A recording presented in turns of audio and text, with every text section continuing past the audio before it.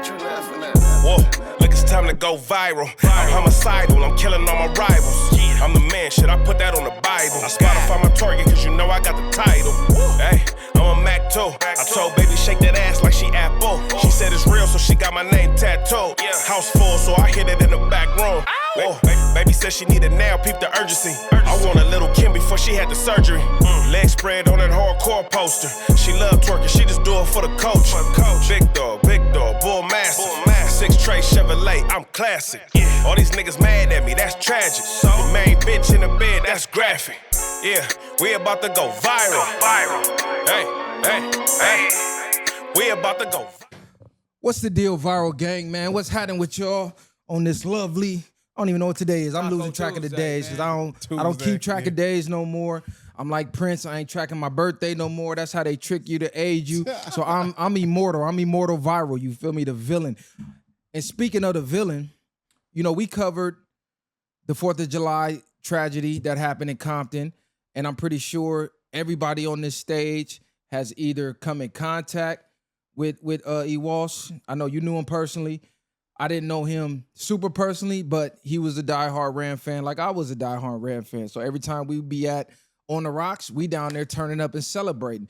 And the responses that we got in the comment section from people who come from the same areas as us, from people that I seen in the comments that personally know us in real life for real, it was unreal. And it just made me think, if we can't hold our own people accountable, who can? You're looking at 3 individuals who come from the streets. You're looking at 3 individuals who survived gang violence, who was involved in gang violence and who made it out and changed their life. You're looking at 2 individuals that been to the county jail and prison. You're looking at an individual who been to juvenile hall. So every aspect of the streets we done touched, seen, or actually did ourselves. And for the comments to act like we was from fucking Albuquerque or squares from Delaware, like we don't know what's going on, is insane. Yes, it happened in Compton. We from Long Beach and South Central. But everybody knows it's the same thing in every hood and every ghetto. Bad. Yes, the little politics may be a little different because of your gang. It's the same thing. 4th of July, niggas getting shot, period. You get too many niggas from the hood in one location, fights breaking out, niggas getting shot. Man, damn. So for people in the comments to play semantics and say, well, this is the first time at this specific block party that this happened, is crazy. Y'all know exactly what we were saying and exactly what I meant.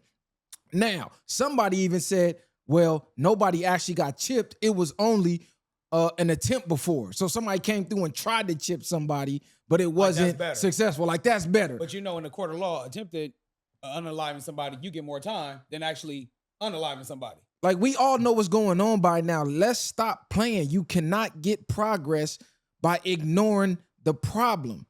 That's like going to the doctor and you need help for an issue, but you're too embarrassed to tell the doctor what's wrong with you. How can they treat you if they don't even know the problem? That makes 0 sense. So what do y'all want, black people? Do you want the white people critiquing you? Do you just want to be able to do any and everything and remain fuck ups forever? And we supposed to pretend like it's not going on? It's we see it clear. Everybody see it for what it is. Now, you can call a spade. And like you said, it's not necessarily speaking on, it just happened to be that situation was the topic of discussion. It happened in plenty cities. It happened in other places. We're speaking in general about the streets. And like we said before, maybe sometimes it does come to a point where niggas need to get smarter and more so protect their people and get to a point where things could be resolved a little differently. And I don't really know the details of that situation, but didn't they say a little girls got popped? Young lady, yeah. 2 people, unfortunately, who didn't get to make it home that night. 2 people didn't get to make it home, a non-affiliate. I don't know the criteria of that situation, but I'm just speaking in general. At some point, we got to look in the mirror. We mad about the white boy, about the black kid that just got, well, we know unalived on a boat. And we gonna touch about that. Yeah. Allegedly, they're trying to act like they didn't have nothing to do with that, but we know the real about it. And like me and Short was just talking about, and I'm like, at the end of the day, we're not gonna be respected as a whole, as a community. You can be an individual and demand your respect in every situation you is, but as a whole, as a people, then we're mad when these other races is unaliving us, and we doing it at rapid races to where we became what they're doing. We became what they are in a sense, but we're only mad when they do it. And it's not even necessarily about being mad. You know what you signed up for when you gangbanging, but at some point you gotta look in the mirror because most niggas, y'all know, the same niggas when you get to a point you gonna off something, and them same niggas you gonna off something on, you finna go to jail, and you gonna have to watch out for the nigga. You gonna have to spread with the nigga, especially if you doing life. Like I said before, I've never met a lifer or not one nigga that wish they couldn't rewrite and feel like that shit wasn't worthy. And this ain't me trying to preach to y'all. It's just like, we see what's going on. We are public enemy number one. We can't most niggas can't get along with they black women. Niggas can't get along with other niggas. You can't go to a spot. You got people out here, now they harassing us, talking about we chimping out, and we proving they ass right every motherfucking time. We down there falling every stereotype as a whole. Like, of course, it's always other people that's excluded out of that. You are cooking right now. I'm going to say this. It's not to throw shade to the city of Compton, because at the end of the day, Compton is near and dear to my heart as well. At the end of the day, we're talking about as a whole. And what I'm trying to get at on my point was, it seemed like once you kind of get amongst the niggas, because there's a difference between black men and black women, you seem like you get a bunch of niggas, it's just seem like the typical cliche shit that happens. And it's to the point now where it's getting exhausting now. And I'm not saying because I know the person who lost his life. It's just more so, it's kind of like the same story where good die young, innocent ones getting killed. And I think it's to the point now where tired of that narrative, tired of that story. I want to affect the change. I want to do something different. So I feel like right now at this point, it's bigger than us. So what I can do is just prevent myself from even being a part of it by not even partaking now. And now understanding what I need to do and how I protect my family.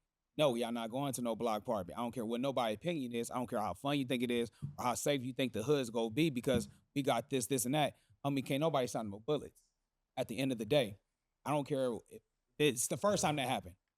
The first time that happens, it should cease to exist because now what's going to happen next year? Okay, it's going to be tight security. Now we want the Compton shit because, Compton ain't got no PD. They got the sheriffs. So now y'all want the sheriffs to monitor y'all party because then it's like, damn, who got the police up in here? It's like you can't win for lose no matter what the situation goes. And let's be real. They're going to say, okay, let's police our own community. One, gangbangers ain't got no training with doing security, most of them that don't do security. Two, ain't no young niggas that's out here on they tip, got a name or making a name or feel like they got the rep of the set or they carrying the set right now listening to nobody on the block that's not no super authority figure. Young niggas don't listen to OGs right now as is, period. The structure is gone and it been gone for a long time. So all of that's conflict right there because most niggas don't understand conflict resolution. So I could just see that going bad. Yes, we do need to police our own community, but we need to find a way to do it the right way. Just getting a bunch of niggas, giving them guns and thinking that you finna keep niggas in line, that's a disaster waiting to happen. On top of how y'all got the nerve to be mad at us for speaking on the topic, but you're not mad at the person who actually unalived these innocent people. Eric, you could read the comments, from the news clip, from his family, from his friends, was one of the good ones. Everybody know that. Anybody who been around him, he made something of himself, wasn't gang banging. He was one of the good ones. Y'all more mad at us for saying we need to hold the hood accountable when shit like this happen than what actually happened. On top of how mad are y'all at what happened when nobody's mentioning the young woman who lost her life.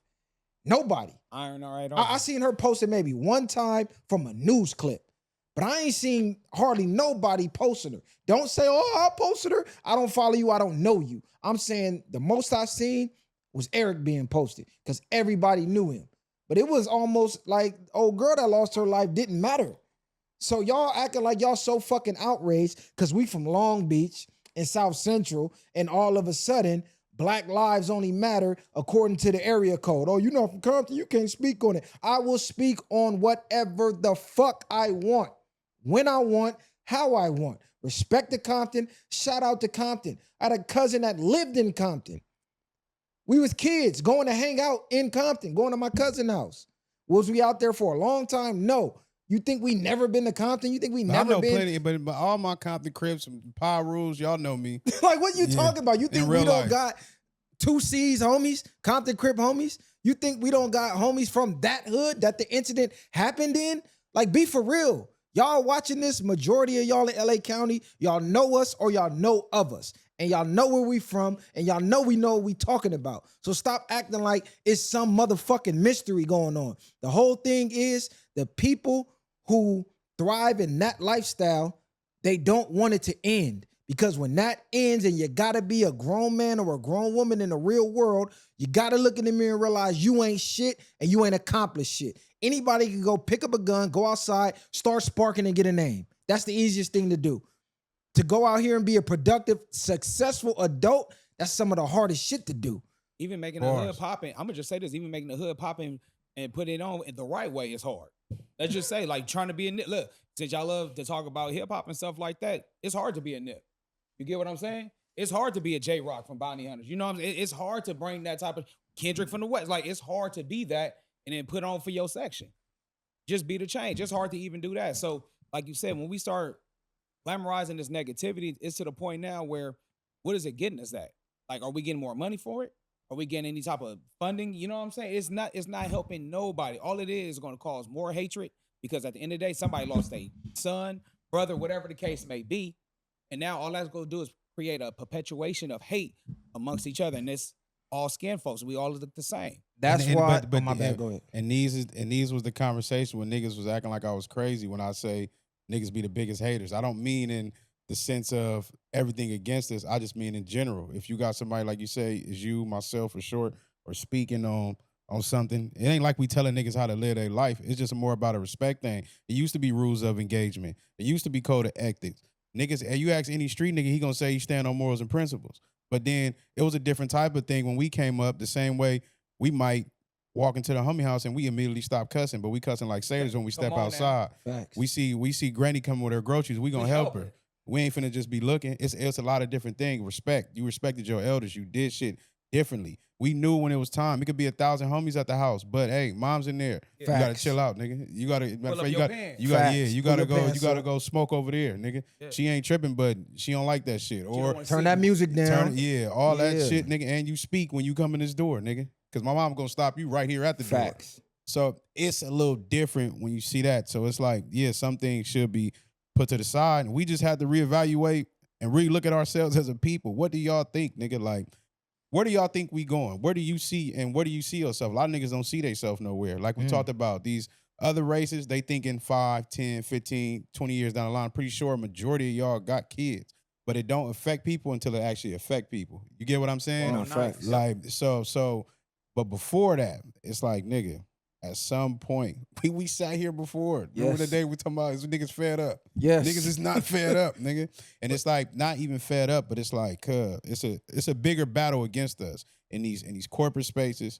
You trying to get a living, you trying to get a house, you trying to do anything in these spaces, like you were just saying, trying to be a productive citizen, that's harder. And we understand. Niggas get on drugs, they want to crash out. And now you might feel alive. You don't even know why you're doing what you're doing, though. There is no end game. And most of y'all is not really ready to go sit down and do 100 years.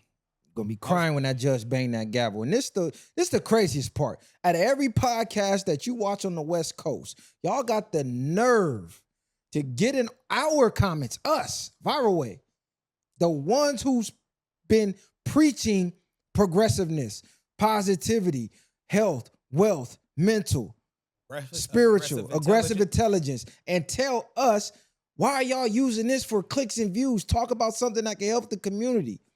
Bitch, where you been at the last 3-4 years? Because that's all we did.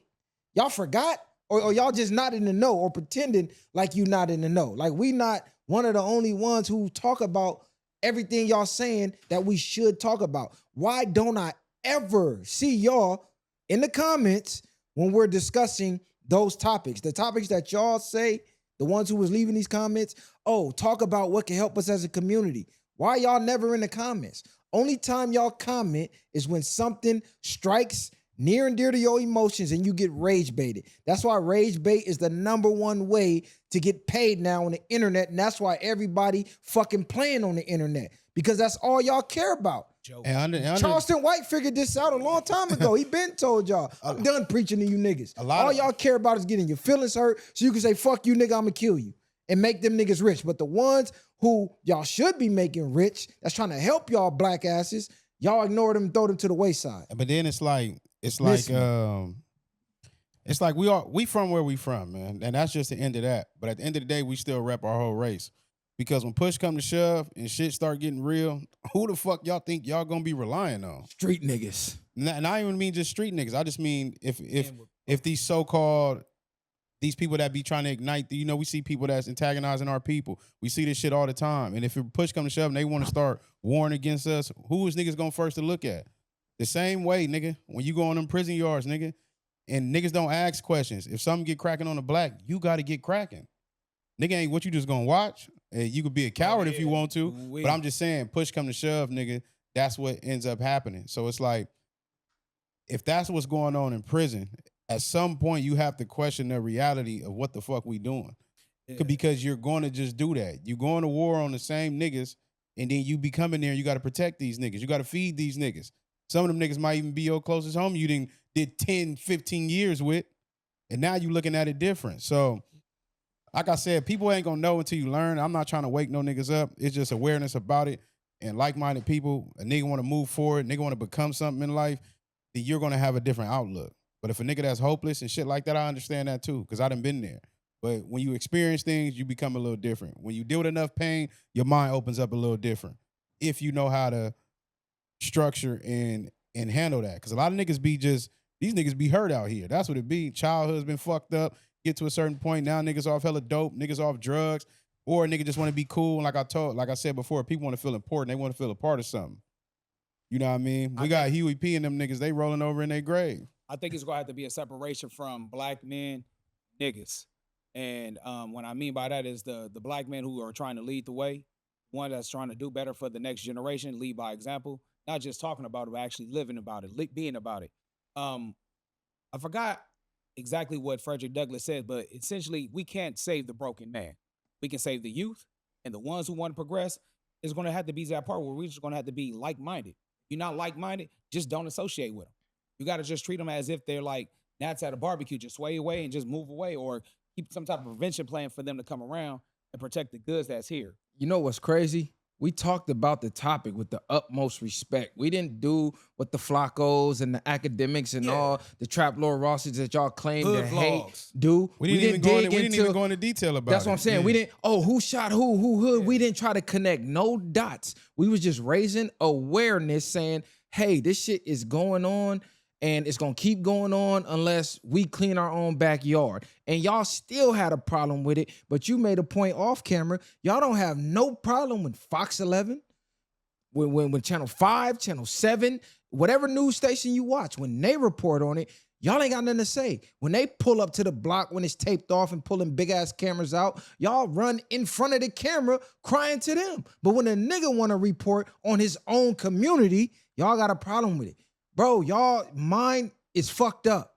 That's just what it is, bro. The mentality of the black community is shot the fuck out.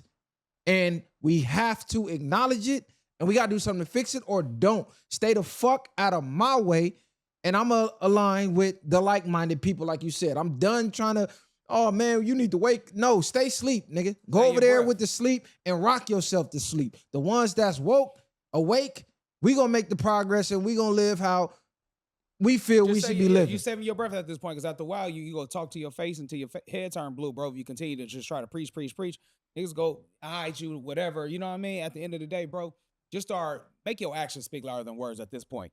You know what I'm saying? We already did all the suggestions. We already gave y'all the gameplay. You tell you what you do. You tell you what you do. We say what I do. At the end of the day, right now, it's all about action now. Protect you and yours now. It's hard to look after the community. It's hard to look after a whole if no one wants to listen. We talked about the black flag. We talked about the game plan, what we should be doing.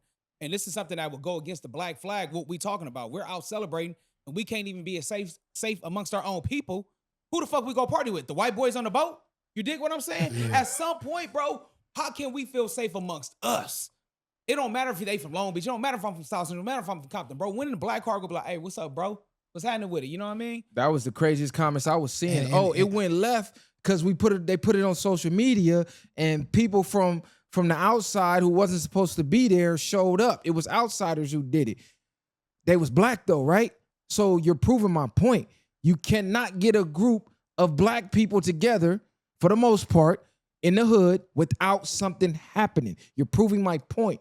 Even when it's just the hood there, let's stop pretending like every hood on the coast don't got homies that done chipped homies. Let's stop playing, bro. Some of your hardest niggas, some of your main niggas that got knocked off from their own homies, from Nipsey on down. That happens in every hood, from the West Coast to down south to the Midwest. Stop playing, bro. Done with you niggas. But hey, before we move on, though, rest in peace to the two people that lost their life. Real talk. Pray that y'all soul transitions peacefully to heaven, and condolences to the family. It's more, salute sure, to that for sure. I'm just looking at it like at the end of the day, it's a respect thing, and sometimes niggas don't care, but you gotta start caring about the women and children at times. That's basically what I'm getting down to. If nigga gonna do what he wanna do, nigga wanna throw his life away, nigga wanna choose that energy, I'm all do what you wanna do, you know what I mean? But other than that, it's just more so if it's your mama or your sisters or your daughters or anything like that, nigga, you gonna want a safe zone for them. Of course. That's just basically what I'm getting at. I'm gonna tell you this: men gonna want to pass if they with their women and kids. You get what I'm saying? That don't even exist. That don't exist Niggas no more, getting bro. chipped with their kids in their hands, and they want to talk about rules of engagement. Man, y'all niggas crazy. Hey, look, on a lighter note, what's y'all thoughts on staycations? Because I used to be a person who said, man, what the fuck you doing getting a hotel room in your own city? You from here. Just go home. I'm paying mortgage or rent already. What I'm going to get a hotel room for? Then the 4th of July just passed, and I had a little staycation. You wasn't at a block party? I had a little staycation in Hollywood, and I said, damn, I see what they talking about now. It's a nice little getaway, a nice little mental reset, and you get to be a tourist in your own city. Because typically, wherever you from, you don't really explore it the way you do when you travel outside of other cities.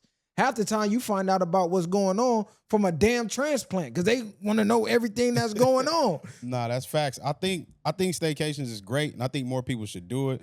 And I think we undermine where we at in Cali. Like, people have literally come here to vacation. Yeah. Like, we got spots, we got beaches that we don't take advantage of. I'm not gonna say all of us because I do, but for our staycations, I think those are needed. Like, the key thing you said, the mental reset. Sometimes it feels good just to get in a nice room or something, get away. You ain't thinking about your bills. You ain't thinking about nothing. You got a free moment to where, like you said, everything it's not as the same as going somewhere else because you're looking at the world differently. But I think that is a good reset to where it's just like today, these couple days, I'm gonna just do what I want to do fully. You get what I'm saying? Totally agree. Some spots I love to do within the city or within the state: Palm Springs, Santa Barbara, San Diego. Hell, even, you get nice rooms in like Manhattan Beach or places like that, just somewhere in the cut, bro. Definitely a laid back vibe, especially if you just want to be on some lazy shit with your chick, you know what I mean? Order some food, watch a movie, get your little, you know what I'm saying, on, go to the pool, have a drink. It's cool just to have some chill time with yourself. And you realize, like you said, being a tourist of your city, you'll be like, damn, I didn't even know about this. You know what I'm saying? Actually, I kind of like the fact that don't nobody know about it, so this gonna be my little getaway spot when I want to get away from the everyday hustle and bustle and the monotony of living this city life. And we done been in so many spots out here. So like you said, growing up here, you become familiar. You be like, man, that's just whoop-de-whoop down there. I know it ain't shit down there.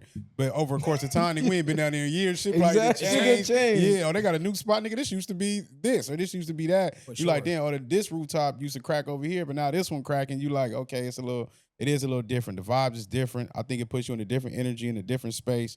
And I think more people should do it. It's almost, I'm gonna say equivalent as the gym, but it's something in that sense of dopamine. Yeah, just being able to be mentally free and free from, because sometimes you can get in the room, nigga, you're like, I don't want to fuck with my phone, I don't want to do nothing. You just detaching. You know what I'm saying? To me, them white sheets and that AC blowing high, bro, I don't know what it is. It's something about it. Man, it's like melatonin once you do it like that, man. It just instantly just like, man, I'm chilling.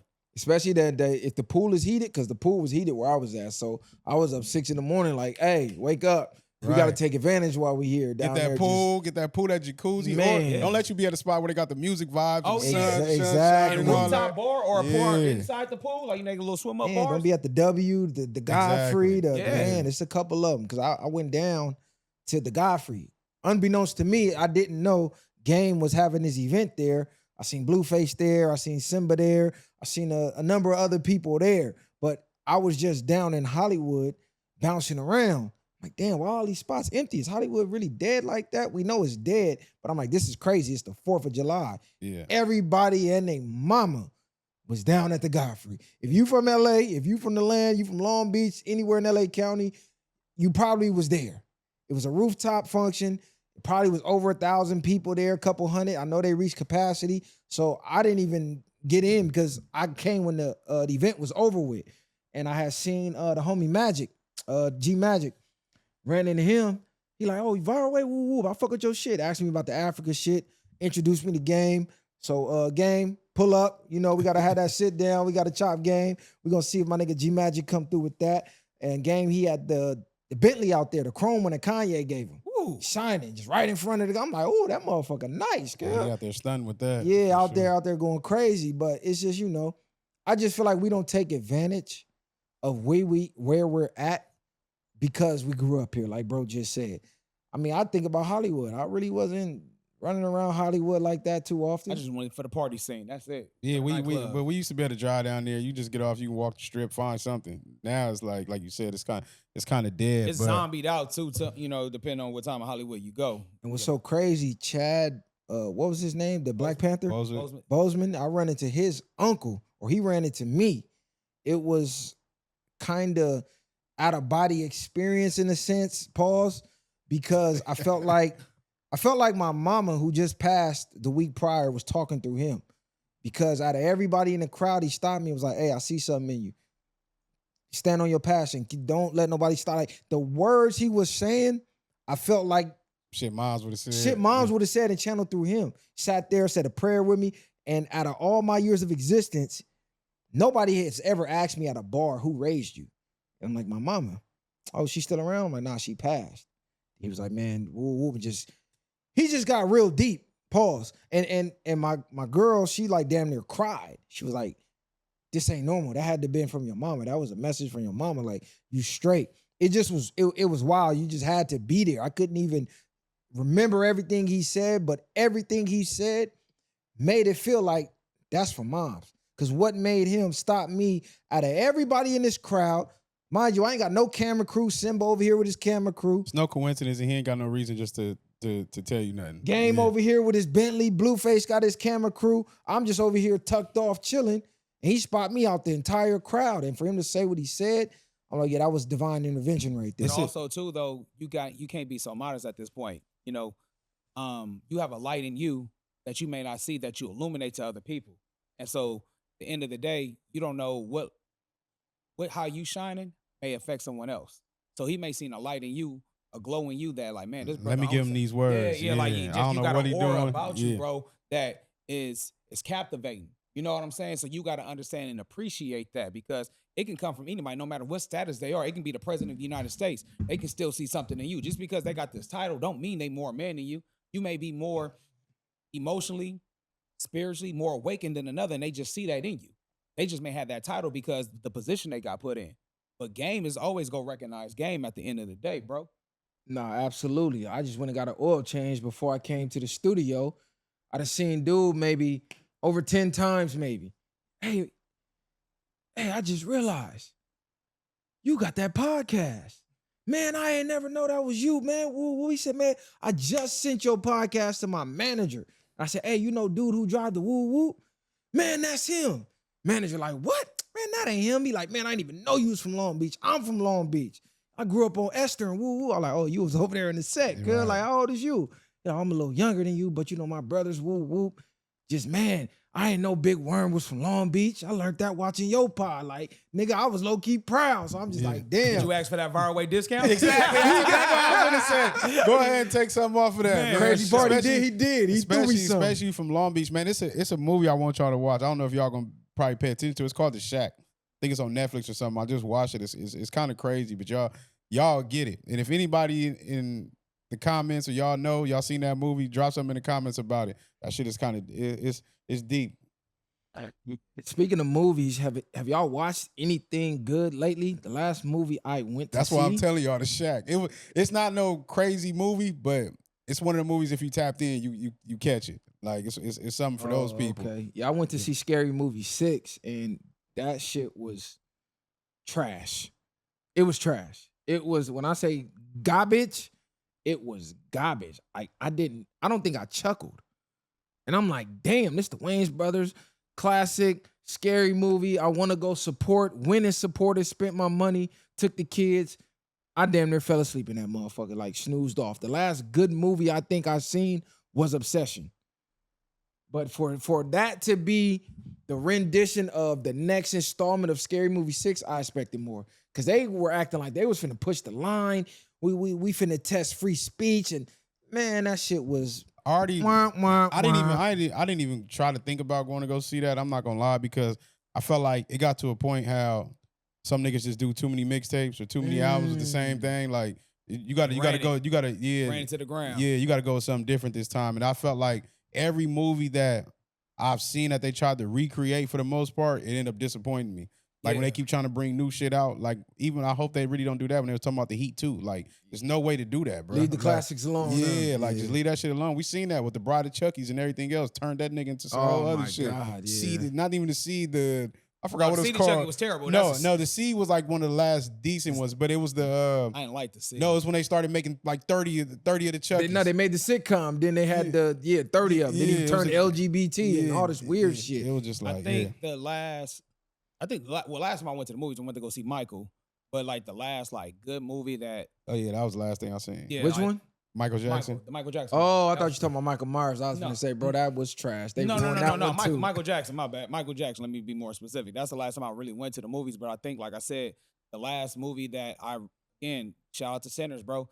That is like the last like great movie where I'm like, man, that was a damn good movie. I can watch it again and no complaints. Right now, I think the Odyssey is supposed to be coming out in this month. I want to check that out. You know what I'm saying? That's one of the oldest poet ever made. So now they made it a movie. So I am interested in that. But for the most part, I've been checking out. Shout out to the Dutton Ranch. I don't care what y'all say. Hey, the Dutton Ranch is fire, bro. What is that? I haven't watched it Was yet, it a bro. TV series? I tried to watch it twice. Bro, I tried to watch it twice. I've been too consumed with the content and the phone. Bro, you go. I gotta lock in and really watch. The last episode is getting real. Is that right? It's getting real. So Dutton Ranch, I'm fucking with Raising Kanan, and The Shy is. I ain't gonna lie, I'm kind of disappointed with The Shy. Because they trying to turn the way they turning it is it didn't make no sense. I was bad they killed Nuck. Man, that was one of the main things, and then they got her. Reg's my favorite character, though. Me too. I love Reg. Reg's my favorite character. But they got the female basically trying to act like the other girl. Like when did she just become cutthroat overnight? Now you smacking off. Yeah, you smacking off your baby daddy and all that. Yeah, did y'all think The Shy was authentic the way that The Wire was? I felt like it wasn't The Wire, as authentic to real Chicago. I think they should have made it more like the drill scene, like real Chicago gangsters, how we seeing them. Because when you watch The Wire and you go to Baltimore, it's The Wire in real life. They made it real. I just think in those times it was a little different. I don't think nothing is going to compare to The Wire. Like The Wire was that was classic, something different. But I agree with you. I think The Shy should have been made like that. But you got to think the many times, like I started The Shy in the beginning and I stopped watching it because I didn't like the direction it went. Yeah. Then people got to talking about it again. I tried it again and it was decent. And then now I'm just like, what are y'all doing? Like y'all got I'm not even gonna get into that. But the dude, what's the one that be hugging on Tiff? But she ain't fucking with him. But he about to get back with the train. And that's basically what I'm getting at. Yeah. Oh, but they did that. They brought that. They brought I didn't get that far. Yeah, they brought that back in there for no reason. It's like I don't care about Cuz love story. Like this shit made nothing to do with nothing. So that's what I was mad about The Shy. See, the thing about the writing is they'll put in pointless scenes or they'll make characters meet that organically in real life wouldn't even cross paths. You know what I'm saying?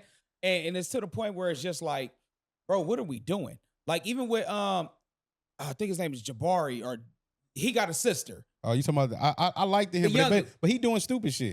See what I'm saying? For you to be that street smart, you survive. Bruh, that's what I'm saying. And then you claiming a body that ain't yours for nothing. They doing that out there. I know that, but this one I don't know. But what he I'm not saying. built like he not built like that. But he was a low key nigga. No, he a nigga, but he not stupid where he'll take a body. You moved in the nigga apartment that she killed. Now they basically trying to make it seem like you did it. So if they come snatch you up, what's the point of lying to yourself? Well, that's what they made it seem like on a to be continued or the following scene that the cop that Nook was working with, she came was like, "Hey, where Nook at?" And he answered the door like, Don't know what Like to say. even the lingo, I was expecting more authentic Chicago lingo. I wanted to hear on Phonem, on Folks Them, on Phonem Grave, Yeah. BD, GD, Vice Lord. I was expecting to hear real gang Not like in slang. Nemesis, dead homies. Yeah. On the dead homies, G, like you took it right out of my Get real my gang brain, members. but that's what I was finna mean. Like these is times where you can give some gang members some opportunities to where it's like y'all don't want them doing what they doing, get them a shot at whether it's 3, 4, or 5. You make a difference in their life, and you never know where that can take them. And I think that like Chicago, you got plenty of Chicago niggas that can just be themselves and play Chicago For part. sure. It's That's like- what Dub C, made- like with Dub C, I don't know if cats know Dub C took the dude who played Franklin in Snowfall. He took him under his wing, and that's how he taught him the lingo, the verbiage, of how we dress, how we carry ourselves. He took somebody actually from South Central, born and raised, put him up under his wing, and show him, hey, this is the culture, this is how you talk. This is how you act. Snowfall is one of the coldest shows. I Exactly. liked it, but that we was could- disgusting because they went and got No, the UK nigga. That's what though. I mean. You That still was could nasty. you didn't have to do that. You could have just got some real Crips or some real Bloods or whatever you needed at that point. Well, I'm gonna say this, but that writing was great. Franklin character himself technically was not a gangbanger, so I'm not mad that they got him, the UK dude.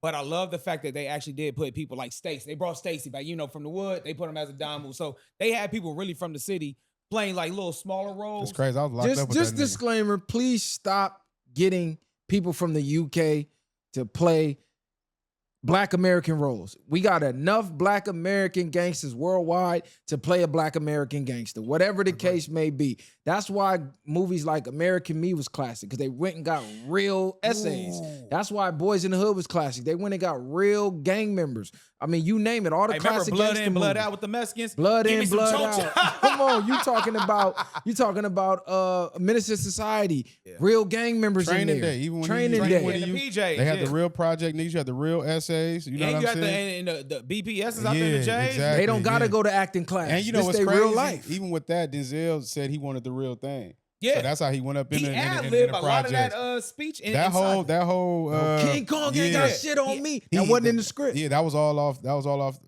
off the top. off the top of his dome, man. But I just appreciate the art.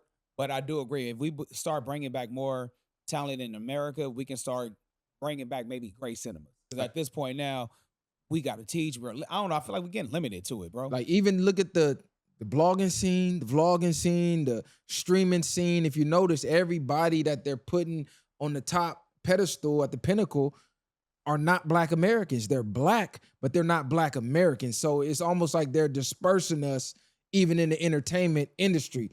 They're using immigrants to get the originators of the cultures out of the culture. We want How are we you- want somebody that can look like you, but we can control them better than we can Bingo. control We you. can control them because they don't really identify with y'all culture for real. They just eating off of y'all culture. They weren't born and bred and raised in the culture.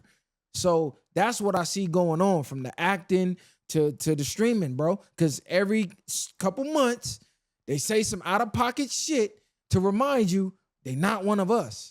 Or they not like us. They look like us, but the ideology, the mindset is not really us. So we got to get a grip of that shit, man. Yeah, they Do you gonna get they gonna tell us to write your own shit. But I was gonna ask you this though. Look, some of them actually do a damn good job. I'm not gonna shit on them. Like, dude, Idris Elba. Idris he, Elba. he Elba's played one in of The them. Wire. Yeah, He did good. But I was gonna say that Black Messiah, Judas in the Black Messiah. Yeah. I think he did a damn good job, carrying that role, even though he's a European African. You know what I'm saying? But you proven his point of every role why Yeah, not they use did. somebody from out here? I'm pretty sure you But can Lakeith find. Stanfield was in that same movie as the CIA worker, and he did a damn good job as well. So I'm not mad at them playing roles. I'm saying when it's a specific role like Yeah. Nemesis, LA County, Crip. you can find that. You can find that on any damn corner. No, we're shit. Pick any, a hood any hood that you shoot and just, them, hey, y'all, you want to act? Come on. Yeah, for sure. Background work. Easy. Pick the best one that you like. Easy work. right? Yeah. Hey, but And I want to say one last thing. Like when we be having these holidays or people representing so-called Black holidays and stuff like that, when y'all doing that, stop only remembering slavery. Go Oh, yeah, do we're some much more than homework that. on some kings, some queens. Jesus. Go start promoting that, because every single time we see something we highlight is when we was getting our ass whooped. Don't forget about this when they had the chains on you. Don't forget about when they was cutting the woman's stomachs open. Don't forget about was picking cotton and all this shit. Start putting people in a better light. Start shining on the ones that was trooping, start shining on the kings and queens because everybody wasn't just slaves all their motherfucking life. I'm glad you said that because I've been in a 3-day debate in my Instagram comments because I literally left a comment on a post like that. I said, get rid of your victim mindset, focus on the progress and live life. You only live once. How crazy is it to spend your entire life from elementary on to your death day only focusing on your ancestors being slaves when our ancestors created literally everything from language, arts, martial arts, science, mathematics, you name it. You look at the greatest inventions, it came from our people. Why we don't highlight that? Why do you guys want to be stuck in a perpetual victim mindset and be reminded about the small portion of us that got victimized? Y'all don't look at the kings. Y'all don't highlight the Mansa Musas. Y'all don't even highlight the slave rebellions. If we're going to talk about slavery, let's highlight when we was kicking ass. They did, I think Nat Parker did one on Nat Turner. That was a damn good movie. I mean, it was one of the few slave rebellions. But I was gonna say, like, in certain movies, I would love to see like a Marcus Garvey. You know what I'm saying? People like that who were talking about, man, black excellence, let's move to Africa. They don't want to make movies like that because then that create a revolt of separation. And that's where they don't want us to think that we always need to be codependent on these niggas. The biggest key is that they don't want you to know that you're great. Exactly. Bingo. If it's no way that we could be the most hated and everything else, the picture that they want to keep painting about us, and they don't see the greatness in you. I don't know how many times I got to iterate this. They know this. Like we say all the time, our melanin is worth more than gold. Certain things about you, this is why our hair grows different. This is why we're built different. This is why we able to survive different. You know, no matter what, you cannot erase it. You know how they got the movie like 300, Troy? You know what I'm saying? What about if they did a movie like that, shot the same way about the Haitian Revolution? Tell me that wouldn't be amazing. They don't talk about that. They don't. Because they kicked ass. Bro, we started, that's why Haiti's don't get no love because they went against the European country. They went against France. They don't get no help, no support when there's an earthquake or they need any type of... And they won. Exactly. And the cold part about it, if you know your geography, Haiti and the DR is on the same island. The same island. You go across the border, DR looks like a whole different, like in a different time zone. You dig what I'm saying? Like, y'all got a nerve to win? Oh yeah, we finna starve y'all out. Starve y'all out. And I understand it on a different level, regardless if y'all get it or not. And they put that out there for a reason. It's no different when they used to beat the black man in front of the rest of everybody else to make them weaker. So if you're presented a black man, you always see him in a weak victim mindset, or you see him without strength and you see him, what do you start to see? You see it. Then you start to equate yourself with that vicariously. Now you believe it. And once you believe it, it becomes a fact in your mind. It becomes a fact in your mind, and that becomes your reality. Regardless how you want to, that's how deep it gets. And then you pass it down to your generational, because now you're telling them to be timid and subdued to the master and all that. Right. You know what I mean? It's so cold when you speak out against it, you're going to have the ones who got the victim mind mad at you for not thinking like a victim. Yeah, for sure. Like, what the fuck? You mad at me because I think greater of myself and of us, and I want to recognize the good part of our history where we were prospering and excelling. I want to highlight that instead of, man, we got whipped and buck broken. Oh, man, how dare you? Never forget. The Jews never forget. Yeah, the Jews also took action. Yep. That's another thing. It's one thing to never forget. It's another thing to just never forget and keep crying about it for eternity and not doing anything. See, the Jews, they never forgot, and then they made action and put things into place and gained power so that can never happen again. Exactly. It's still happening to us. And they created the narrative. It's only, with them, it's only if you know type basis. But when you hear about them now, they're damn near recreating their own history by being on top, by being in control. Because now when people think of that, that's what they think of. You're not necessarily thinking about whatever they've been through in the past. Right. You're thinking about what they doing now. Nigga, them niggas got control. Them niggas got this. Them niggas got that. You gonna fall in line. So much y'all scared to even say their name. Y'all gotta say tiny hats and shit like that. That's how much BTA they put and how much control they went and got. Y'all won't even speak of what Drake say. Better whisper my name. Right. Y'all out here whispering their name. Don't act like you don't know the song, nigga. I don't. Fuck out of here, nigga. Yeah. You always look, once you bring him involved, all right, dog. All bets Going is left. left. Hey, Yeah. they told me, they said, hey, bring a real Drake fan on so we can finally defeat this hating ass team. Man, bring them on, man. God Finally damn. defeat is crazy. They hate this They nigga. trying to Hey, triple we need to team do a the Drake 20v1, me versus all Drake fans. I mean, Hey, that's gonna go viral, And, nigga. and niggas Hey, be, speaking of Drake, did you see this nigga bought like Ronaldo draws or something? Nah. Man, look, check this out. Hold on. Here he go. He done looked some bullshit man, up. listen, this Ronaldo He soccer done fell player. for one of the meme pages probably talking about he bought a nigga drawers. I just believe it though because that sounds like some Drake shit though. This nigga wild, Buying a man. nigga draws is crazy. Yeah, so He ain't basically bought nobody saying drawers. Drake has purchased Ronaldo final game used underwear for $456,670. What's the source? I don't even know. It says Exactly. Race Nigga Bank News, believe any It don't fucking matter. thing. I don't like this. I don't like this nigga. That nigga went to a random meme page. He probably behind the fucking meme No, page. no, hey, but look at this. Look at this nigga. Yeah, That's your boy. He look like he bought another nigga That draw. is crazy. crazy work. Hey, look, Cause we we put gonna that get propaganda out there. and we gonna have a getaway if y'all figure out what Drake did to scar this nigga. Hey, Drake, Y'all gotta let us know. Drake scarred this nigga man, somewhere. Drake, come on the podcast. Fuck it, my nigga. I don't know what happened, but Drake scarred this nigga deeply. You know what it is, bro? I'm gonna just tell you this, man. Y'all keep glorifying this nigga like he's a rap star and he's not. If y'all consider him a pop star, I will be okay with Drake's success. if he's Y'all not keep- if he's not a rap star, who is? He's for All right, sure. so- He for sure cross over to pop. But Thank you. he's a popular artist. But if Drake drop a bag on you, you're gonna have a different outlook on Not it. at all. I stand on my listen, You gonna decline the OVO chain? nigga. Yes, the fuck, nigga. Drake don't put no money. Drake come on drop 100,000 on you like he nigga, did that 100,000. broad. I make that over. I that know. ain't- I'm just saying. But just a No. little quick 100,000. no. I don't. Fly you out there with him. That Come sound party like with nope. Drake. Drake like, look, come holler at me, bro. Like, If he come on the podcast, I will. Be no, willing no, to do that. behind the scenes, he DM you like, Nah, look, bro, you been talking crazy about me. I feel like you got a voice that could, sway the people that's from where you from.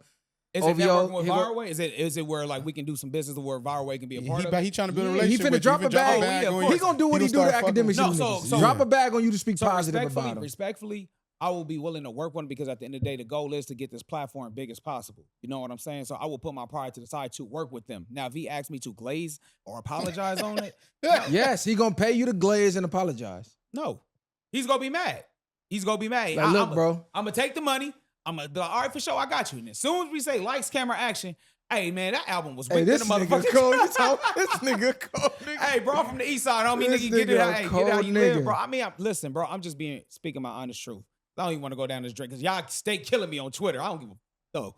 Listen, Yeah, they body you on Twitter. they for don't sure. body shit. Listen, They like, if y'all thank just Drake say- keeping y'all lights on. if y'all just say Drake, his is, stands is crazy though. They are. listen, if they just Who, Shorts? say no, Nah, the the Drake Drake. stands. If they just say he's a pop star, bro, or R&B singer, I will give him all the credit in the world. He just can't be the rapper. He just can't be that, Who Drake, can beat it? Drake. bro. So who can be right now today? There's not one nigga that We is just dropped- dropping look, we about to go and back that's to- keeping rap alive. Like there's So not Kendrick one is- nigga. Drake lost to Pusha Yes. T, and they won Album of the Year on the BET Awards. Oh, Shout out to them. Oshino just said Pusha T got ghostwriters. Is that How true? I don't know. See, But see? what is the reason for Oshino and Sparks? Well, that's a group. Oshino to just come out of nowhere and say Pusha got ghostwriters. Well, I'm gonna just say this. I mean, If you why- ain't doing why- that- Drake dropped the bag on him? Or? Why he didn't been said, or it's just like it's possible at this point. And I'm not saying he do or don't, because a lot of these rappers we'd be surprised that got him, but we'll see. We'll see if anything else follows up with that, because that would be crazy for Pusha T to have that. Now, if we find out Pusha T has ghostwriters, do we have to retract history Oh, of and course. look at that Drake win that he got and go, hold on, that's an asterisk on that. You might have not won that. No, maybe if he I don't got to really look at it like that, because according for what all we know, if it's true, then they both had ghostwriters, and them niggas two ghostwriters fought each So other. now it's the battle of the ghostwriters. It wasn't no real battle in the first place. It's a It no was just- contest at that point. Yeah, Yeah, I'm gonna be exactly. honest.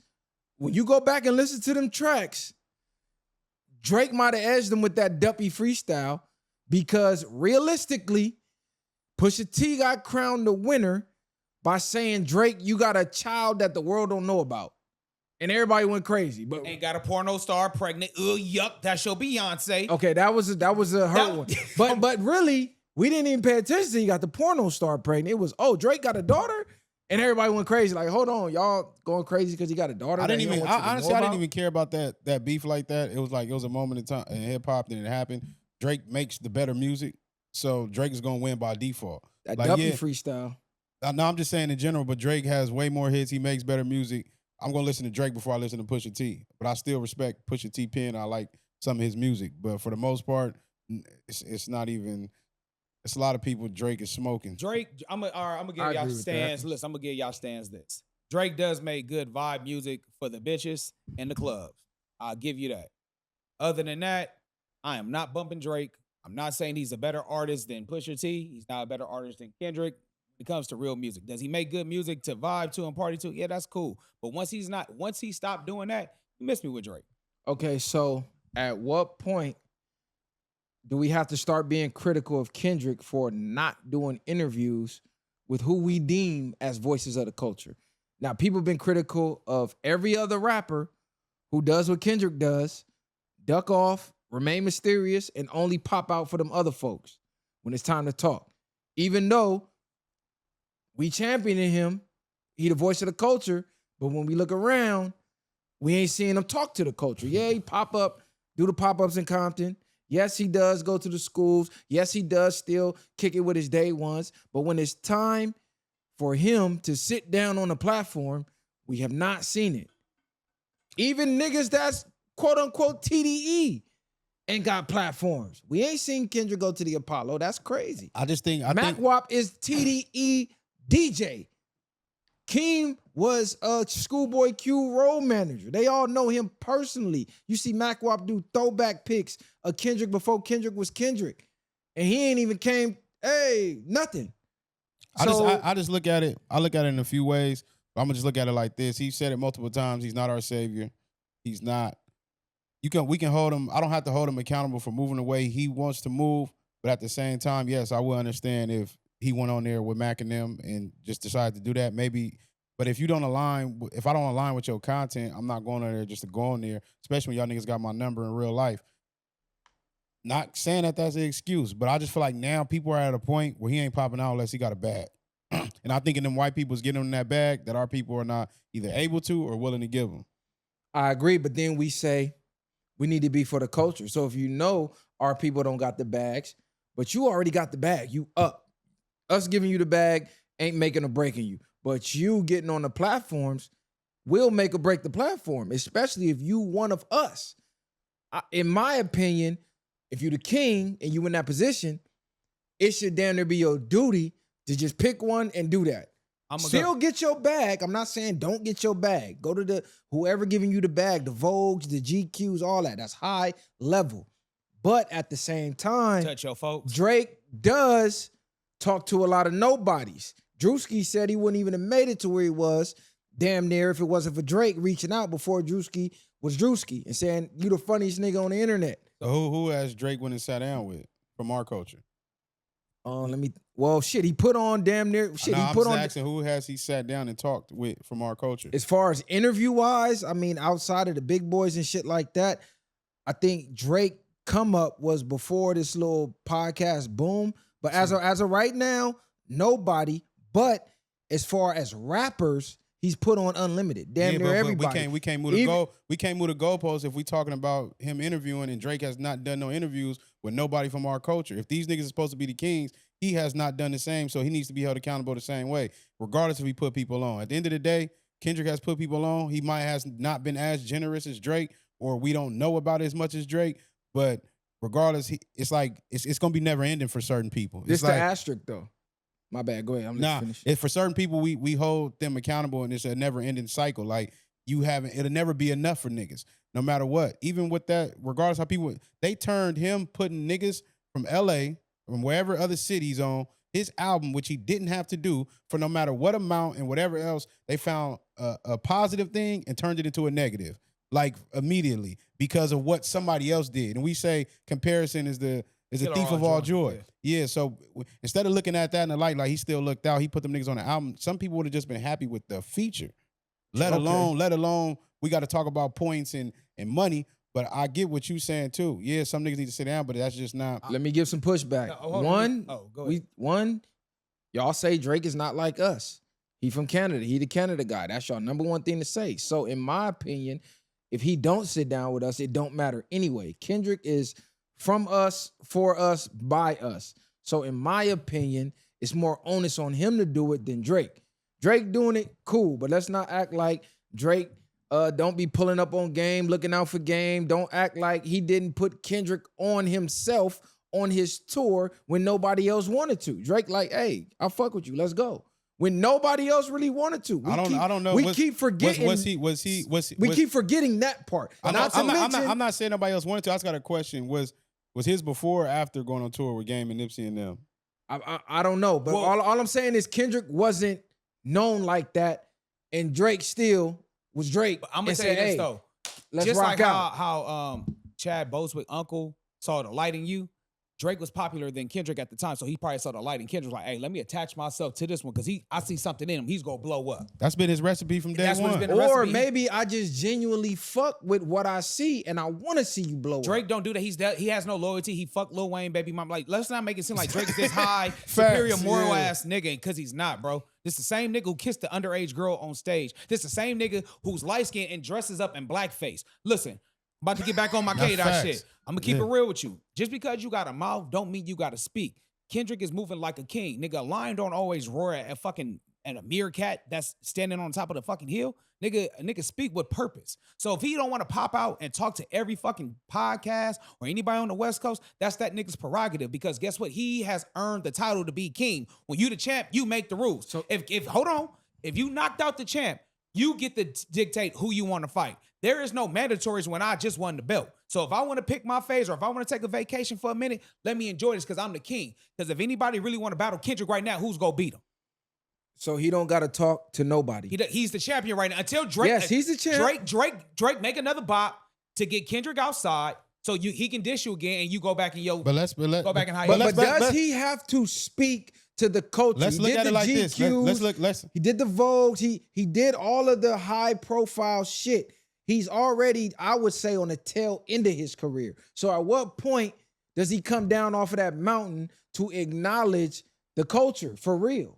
But who's to say, like, you say this all the time that rappers shouldn't be doing podcasting and rapping. So it's to the point where he still remembers who he is. He's a rapper. I'm not obligated because everybody else jumping into space. I don't have to get in that space. For sure. Most of these niggas that's rappers that's in these podcast spaces because they have to. Their career is not sustainable. I'm not saying him to be a podcaster. I know. You're saying even. I'm saying you from the West Coast. You're saying you even from Compton. It's niggas from Compton that know you personally that have a podcast.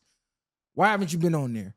Yeah, you may not align with their content. I wouldn't even be mad if you said that. I wouldn't even be mad if you really felt that way. Because me personally, I feel that's the way he feels. Like, I don't align with that shit. Them the homies, I'm not doing that shit. Why we not giving homie Kendrick the same grace like we do Jay-Z? Jay-Z was in a hiatus for a long time, and we still be like, hey, man, he's the best rapper. It's like, he pop out when he pop out, and he's like, hey, bro, Jay can do it. Jay getting crucified right now for every single thing that he's doing. Yeah, right now. Right now. I'm talking about prior to. Through the years, he's been. Okay, through the years, he was going to the Hot 97s. He was doing the freestyles at the Hot 97s. He was talking to the Angie Martinez, who was the voice of the culture back then. He was talking to who we were deeming the voices. Y'all forgot he was taking steak propping them niggas up there to diss niggas. He was doing what the rapper niggas do.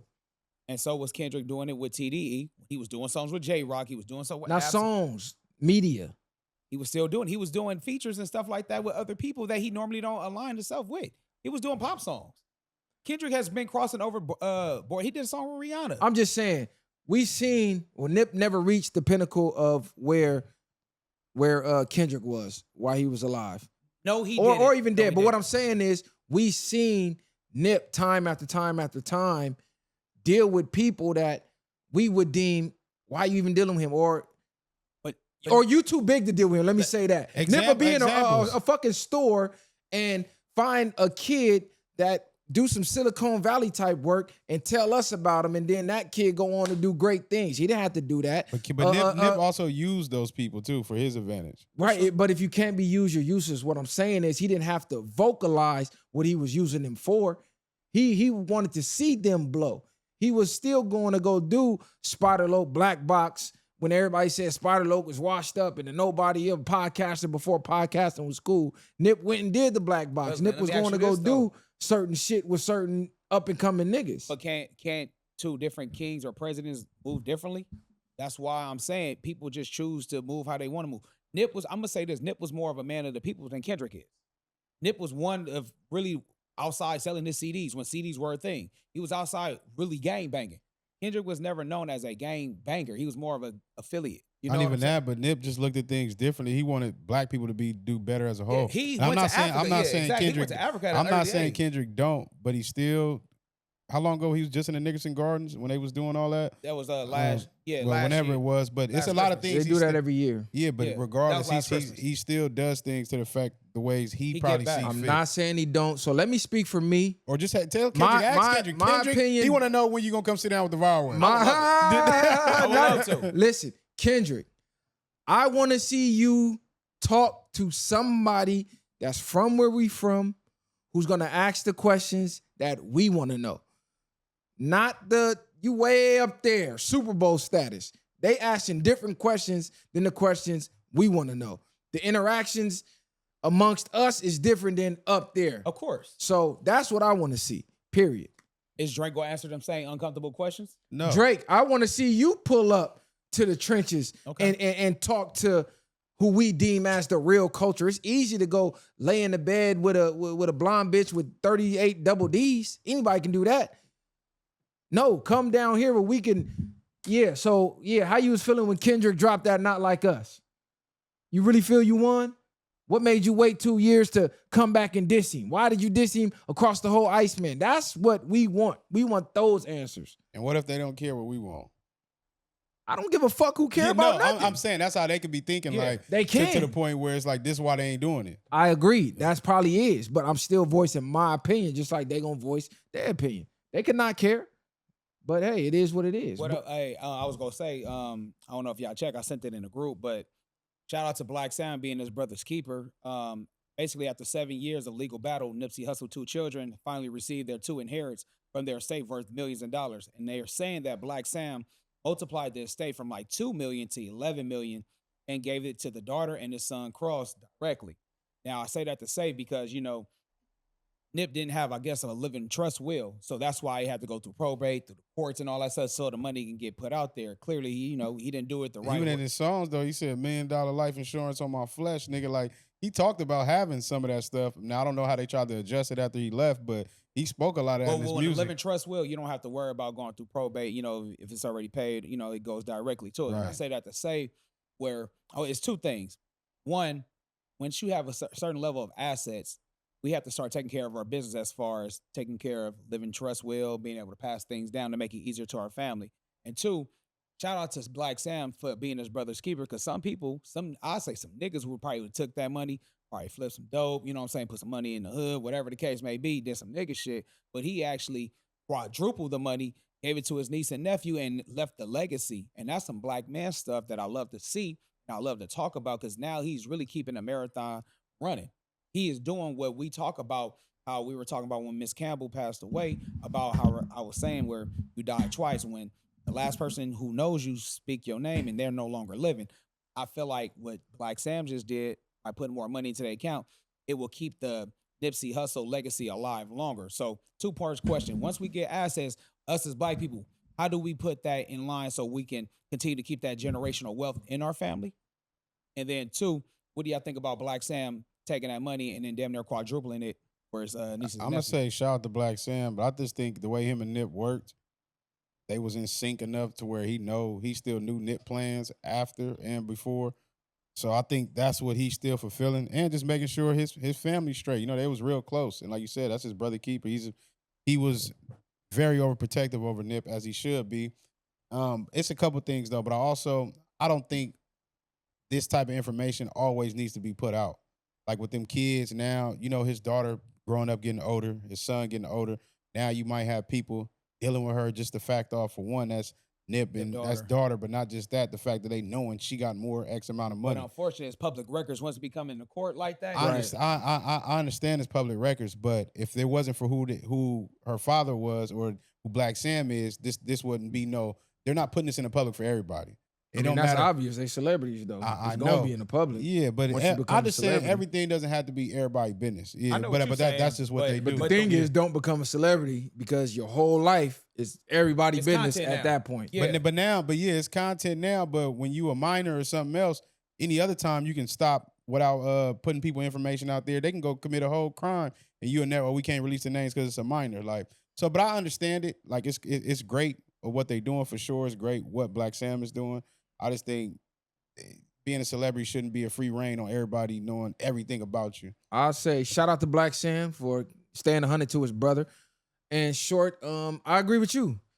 We got to get better as people. I'm not gonna say we all don't do it, but we aren't taught about these type of things because the environments we come from, the ones that make it out 9 times out of 10 are first generations are the ones who made it out. So they're learning as they go.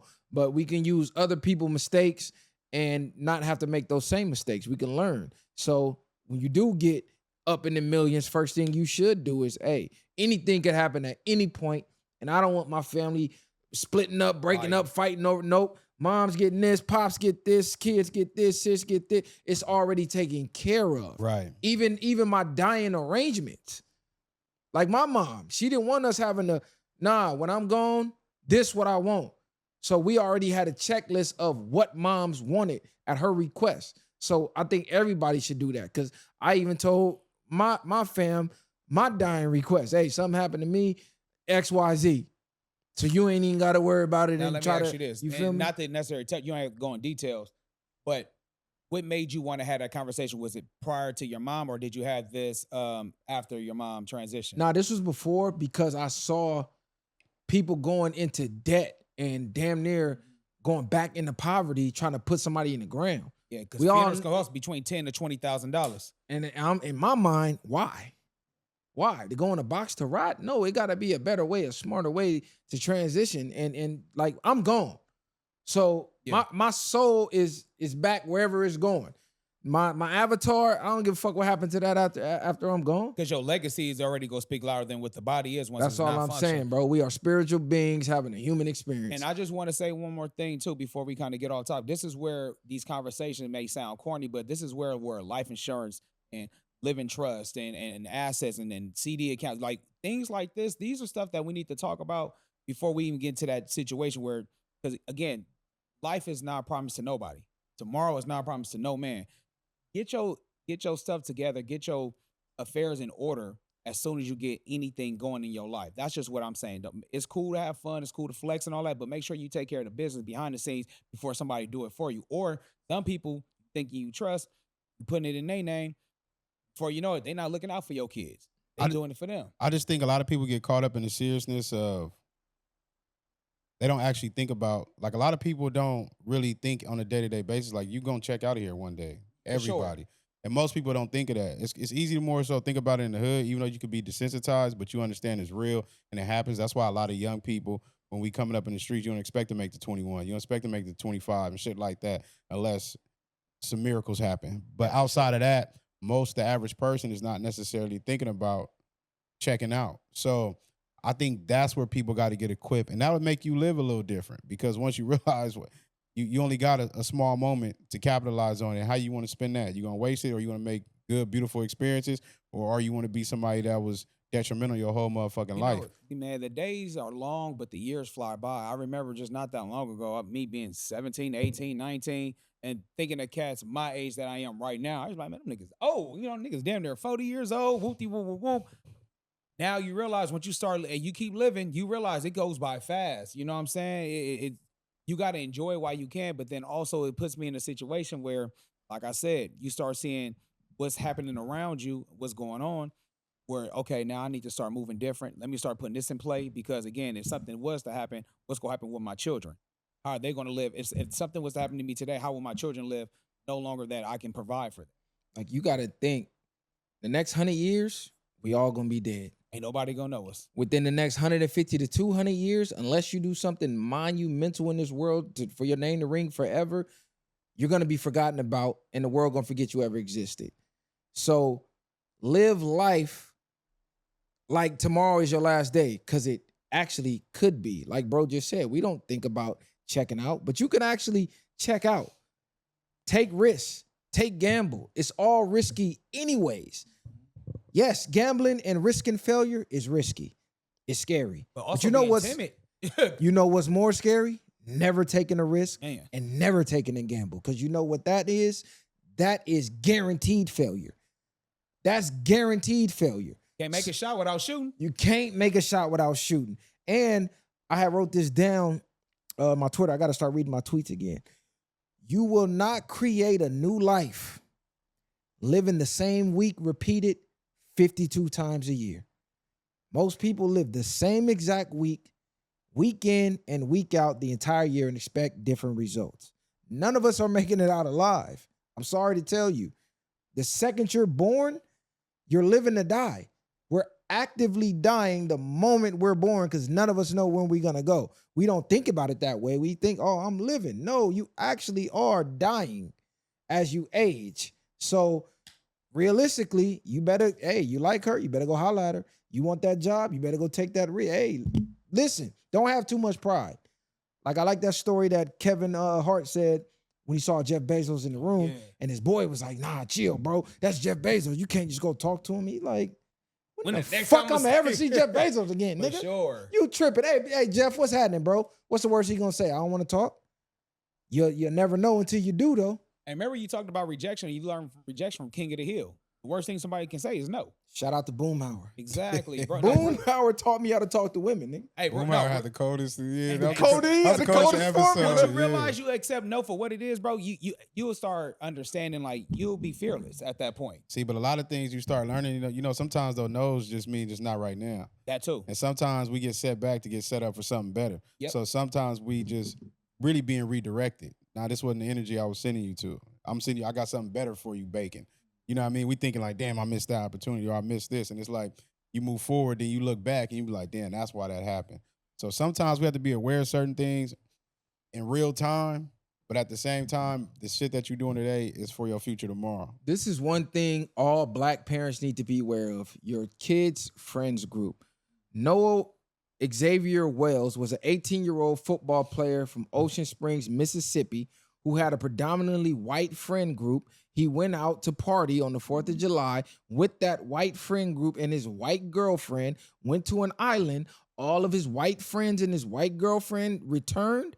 He did not. They came back with his cell phone and a forgotten memory of what happened to him or his whereabouts. Well, they just found his body. So we've seen this story over and over and over again. We saw the young woman who went to the all-white sleepover and she ended up unalive on the front lawn and all the white people in the house act like they didn't know what was going on. Now, come to find out, one of Nolan Wells' friends' parents is a fucking judge. I believe it's his mother. So now you see all their accounts are deactivated. I'm pretty sure they're going over the story of what to say in court. They're trying to tweak the pictures. And footage just dropped today of Noah and his friends getting into an argument during that trip to the island. I don't know who got the footage, but somebody leaked the footage. It's all over the internet. You can go look it up. But time and time again, we see when you are the only black person amongst a crowd of white people, oftentimes it ends in tragedy. It's fucked up that it gotta be that way, and it's fucked up that you even gotta tell your kids this type of stuff, but you have to let them know you cannot be the only black person in your friend group, and you cannot be the only black person going out to travel with your non-black friends. And I'm sorry, it can't be that way. You gotta have somebody that look like you, that's from where you from, and thinks like you. Because there's a lot of people that look like you from where you from, but don't think like you. So you gotta have the big threes. If y'all gotta put y'all back to the wall and go back to back to get out of there, you need one or two with you to be able to do that. We all come home together. We don't come home. We don't come home at all. Even hearing how they talk, you know, you have friends and you talk a certain way that you might not talk with random people. And they like to say we always make it about race, but y'all made it about race from day one. Y'all made it about us being black from day one. We've been hated by our race. This is why Martin Luther King was talking all that. Don't judge us by our skin, but the content of our character. So when we make it about race, it's because y'all brought us there. Just remember that part. But the point I'm getting at is that people like his situation that we've seen transpire, dang, I just lost my train of thought. When we see his shit transpire, imagine if he had a weapon or if he had anything on himself. This is why you got to be able to move away. And like you said, you got to spend overtime on lacing your kids because it's not his fault just being a kid, but you overly, like if you got to have friends from different groups, whether you got family, a black family member, or you got something else, you have to move accordingly. And this is why people like us got to be on the same page where you're not even results of just being stuck with them. Exactly. Like think of Carmelo Anthony's situation. Oh man, would have been a fair fight. You don't know what the fuck it would have been. History shows ain't no fair fights with them, period. It's video after video after video online, story after story after story. We see the young man, pardon me for forgetting his name, got rolled up in a fucking gym mat with his organs being removed. Come to find out that the white kids who he was with last seen, they fucking parents is damn near FBI, CIA, allegedly. But what and that case still closed, talking about suicide. He put himself in the mat, removed his own organs. Come on, bro. They basically saying fuck us. But I want to get at. I seen another story of a kid. There was another black kid with a bunch of white friends. He didn't get unalived. Unfortunately, I can say unfortunately, he didn't get unalived. Fortunately, but the video, if you see the video, he got like he can't swim. He got these things on. The white boys just talking crazy to him. Oh, what's wrong? You can't swim. Your daddy never taught you. Oh, he like, my daddy in jail. Yeah, we know you look like you've been in jail. Like the way they talking to him. The point I'm getting at is when you dealing with other people, sometimes you have to check shit at the door immediately. When they playing certain ways, it's different. Like when it's blacks, if you have somebody that's going through the same thing you're going through, then you know they don't necessarily have ill intent. But when you're dealing with people that's coming from not broken families, that's raised a certain way, you already have a stereotype about yourself, it has to be checked. Because I think about us in those situations. Put one of us on that boat, regardless, a nigga gonna have a type of energy where it's like, I'm not even gonna try that with them. Trying that with them. You know what I'm saying? Already know. Because you've already set the tone with these niggas. But a lot of people, when you acting white, and not saying there is no certain way, but it's a certain way. No, what I mean is you're overly nice. You could be respectful. We can see a black person, he could be super respectful, and we can have we can misinterpret or misjudge him based off because he didn't grow up rough. But that don't make him automatically be a coward. But what I mean is you have to have a certain demeanor as a man dealing with other people, especially when push comes to shove. Yeah. And this is prime example of ignoring racism doesn't work. Just stopping to talk about it doesn't work because it still exists, whether you acknowledge it does or not, or whether you stop talking about it or not. You actually hinder your children when you don't lace them on how to spot it and how to react once they come across it. When you just let them walk through the world like the world is colorblind, you put your kid at a disadvantage because I'm sure it was a lot of red flags within that friend group that told him, hey, you probably shouldn't go to a fucking private island without another nigga with you. But I'm pretty sure it was red flags. You become accustomed to that group. So you become like the 4 people you around or the 5 people. Yeah. So that might be his friend group. We played sports. I'm not sure if they played sports. They could have had a knit tight friend group, but the whole time he could have been getting treated like an outcast and not realizing it. Where if we got around somebody like that and you seen it, like, hey, why you fuck with them? Yeah. You know what I mean? Outside eyes looking in. Yeah, but you thinking these just your friends, the way we bag on each other, we do certain things. So you like, that's normal, but it's not really normal. You just became accustomed to it. You know how your mom used to say, that ain't really your friend? Like, hey, don't stop taking out with so-and-so. They ain't really your friend. He didn't have one of those. And I don't want to blame the parents, but it's kind of like low-key the parents' fault because we're being naive of the situation.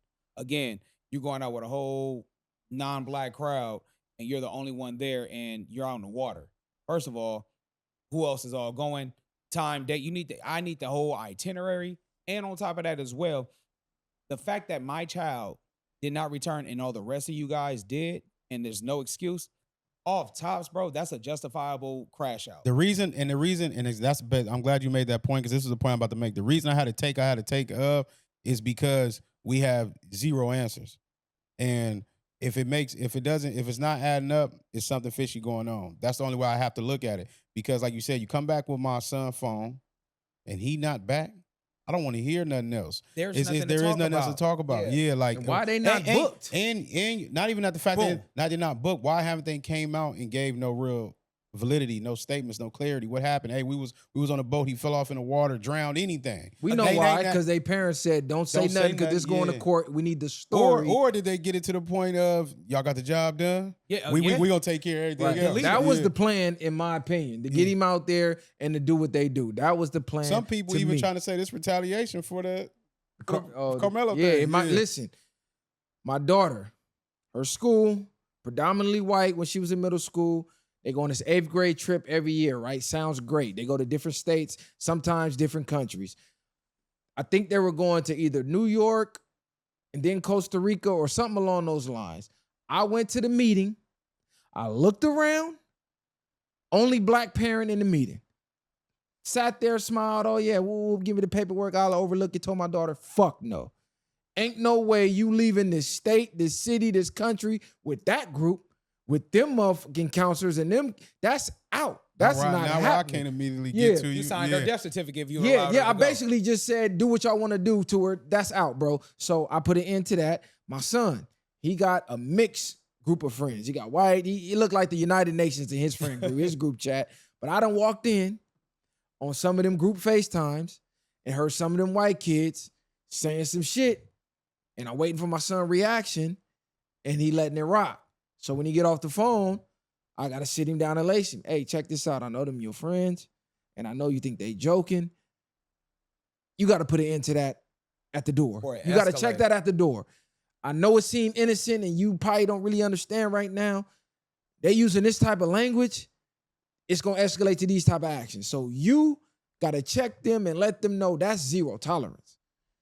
So it's certain situations as parents, like you say, you don't want to blame the parent, but then you got to think, what the were you telling your kid to make him think that that was cool to do? Yeah, exactly. But you know what's crazy though? Because, in Mississippi. Yeah, they in Mississippi, That's gang. a little different for sure. And we was talking about that because they always like to bring up Cali about how we deal with what we deal with. And it's like, shit is still happening out down south. And I'm not blaming the parent. I'm not even going to blame really nobody for it because, like I say, I think about most kids, when we was kids, we was allowed to do things, but we just didn't have predominantly white friend groups. But we could have been around Vicky and them and they kids alone with no problems. You get what I'm saying? And they white. So I look at people a little different, but I still think it's the ideology and where you're at. I'm not saying this is all white people, but you should still be aware. Like they be mad. I don't know if y'all be seeing that dude online where he be going around checking on black people that be with white people. Oh, yeah. Like, but, good, brother. But I just seen one where the black nigga was spazzing out because he was checking on him. He was like, no, I was just checking on you. But they was sitting at the table with a white dude and a white woman.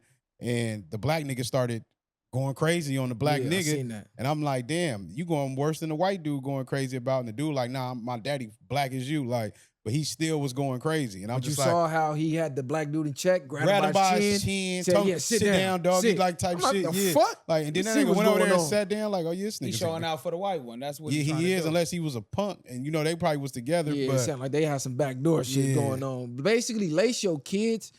Don't let the world trick you into thinking it's not about race. It is. Everything is. The United States was built on race. Everything is about race. Ain't no animal species on the planet that don't operate in the world based on the animal species. From lions to hyenas to tigers to wolves, they all got their packs. They all got their people, and that's who they align with for safety reasons. You don't see a motherfucking poodle running around with a pack of wolves. Because eventually the wolves is going to eat the damn poodle at some point. Same thing with humans, bro. We're animals too. Y'all forgot we're mammals. Yeah, we have consciousness and things like that, but we still have animalistic nature to us. Yep. And time again, you see the ones who, according to their DNA, allegedly got pig, got monkey, and all type of other shit in it. Then you run our DNA. We the only ones that's basically 100% human. Human, check your hue. Pay attention to the words. We just don't mix like that, especially isolated. So it's unfortunate it got to be that way because I know not all white people are that way, but typically the white people who are not grew up where? Around us. But shout out and to adapted our culture. Shout out to that dude that's going viral, the white dude, where he said, man, as soon as I seen this, I knew they did it. I don't know if you seen that. There was a white dude that was going, he been going viral. Like, I know a lot of his people mad at him, but he just calling a spade a spade. And why are they not booked? Why is law enforcement not coming out giving statements? Imagine a People get boat booked full. people get booked for lesser charges. Imagine a boat full of black kids go to a private island, come back And Lil with the Charles. white friend, and Lil Cody don't come back, but they come back with his phone and say, "We don't know what happened to him." Yeah, that whole boat is getting booked, and ain't You nobody. under investigation Yeah, immediately. it's gonna be another like Chicago. Man, listen, I'm gonna keep it real with you, bro. I don't want to incite any type of violence or anything like that. But as a parent, I do believe this. Your job is to protect your child. No matter if they're adult or not. At the end of the day, something happens to your child. From that point on, it's on. Nothing else to talk about. I'm not saying people are comfortable, they're comfortable or not. My thing is this: you come back, everybody's healthy, my child is missing. I feel like at that point, your child should be missing. Yeah, but what you feel and the environments we come from, sometimes you got to put yourself in their shoes and think about where they come from. Everybody doesn't have that spirit in them. Everybody don't have that mentality. A lot of them motherfuckers ain't never even been in fights or nothing.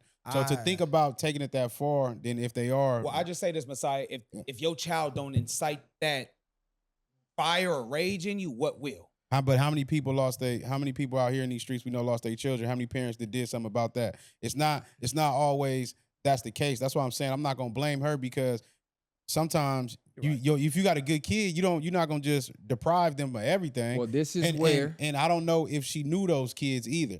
So this is where the troopers of the community got to come in. Because I know one thing about the white community: it don't always be the family. When something like this happened to them, it be okay. The rednecks or the neo-Nazis or whoever be training for these days, they gathering up and then they making shit shake. So where are our troopers in our community? Mississippi, they out there. No, what I'm saying is when the family is not equipped to handle it or take it there, we should have a group in the community that is. It shouldn't just be, the family ain't with that, so they just get to go scot-free. No. Y'all finna answer for this. This is the time the YN is supposed to show up and show out. it ain't even always got to be It ain't even gotta be YN. on the I'm just YN. saying, but I know what you're saying. That activity, that type of mentality right now. Yeah, Because pressure should be on City Hall. Pressure should be on the sheriff. Pressure should be on the government. It should be immediate pressure. And pressure to the point of, like, to what you say, you can handle it the right way, get them a time limit, but if push come to shove and shit don't start shaking, we gonna make it shake. Yeah. That's why, but this is what not being together as a community gets you. You view that as weak. You view that as an imbecile. If you view that, yes, they can, because they've been doing it. Like they ain't stopped. That's the thing what niggas ain't forgetting. Yes, it's some other races that fuck with us, but that's when push come to shove, and we only got each other. No, when push come to shove, nigga, they lining up with who they supposed to line up with. So yeah, they got each other. So for us, it's not like that. There is no immediate threat. There is no immediate kickback to where it's like, they're gonna protest for a minute. We're gonna do what we want to do, and it's gonna go back to normal until the next situation. Masai, you kind of just sparked something in my mind where I low key I don't even want to start dividing us as black. Like I kind of even want to just eliminate the Damu.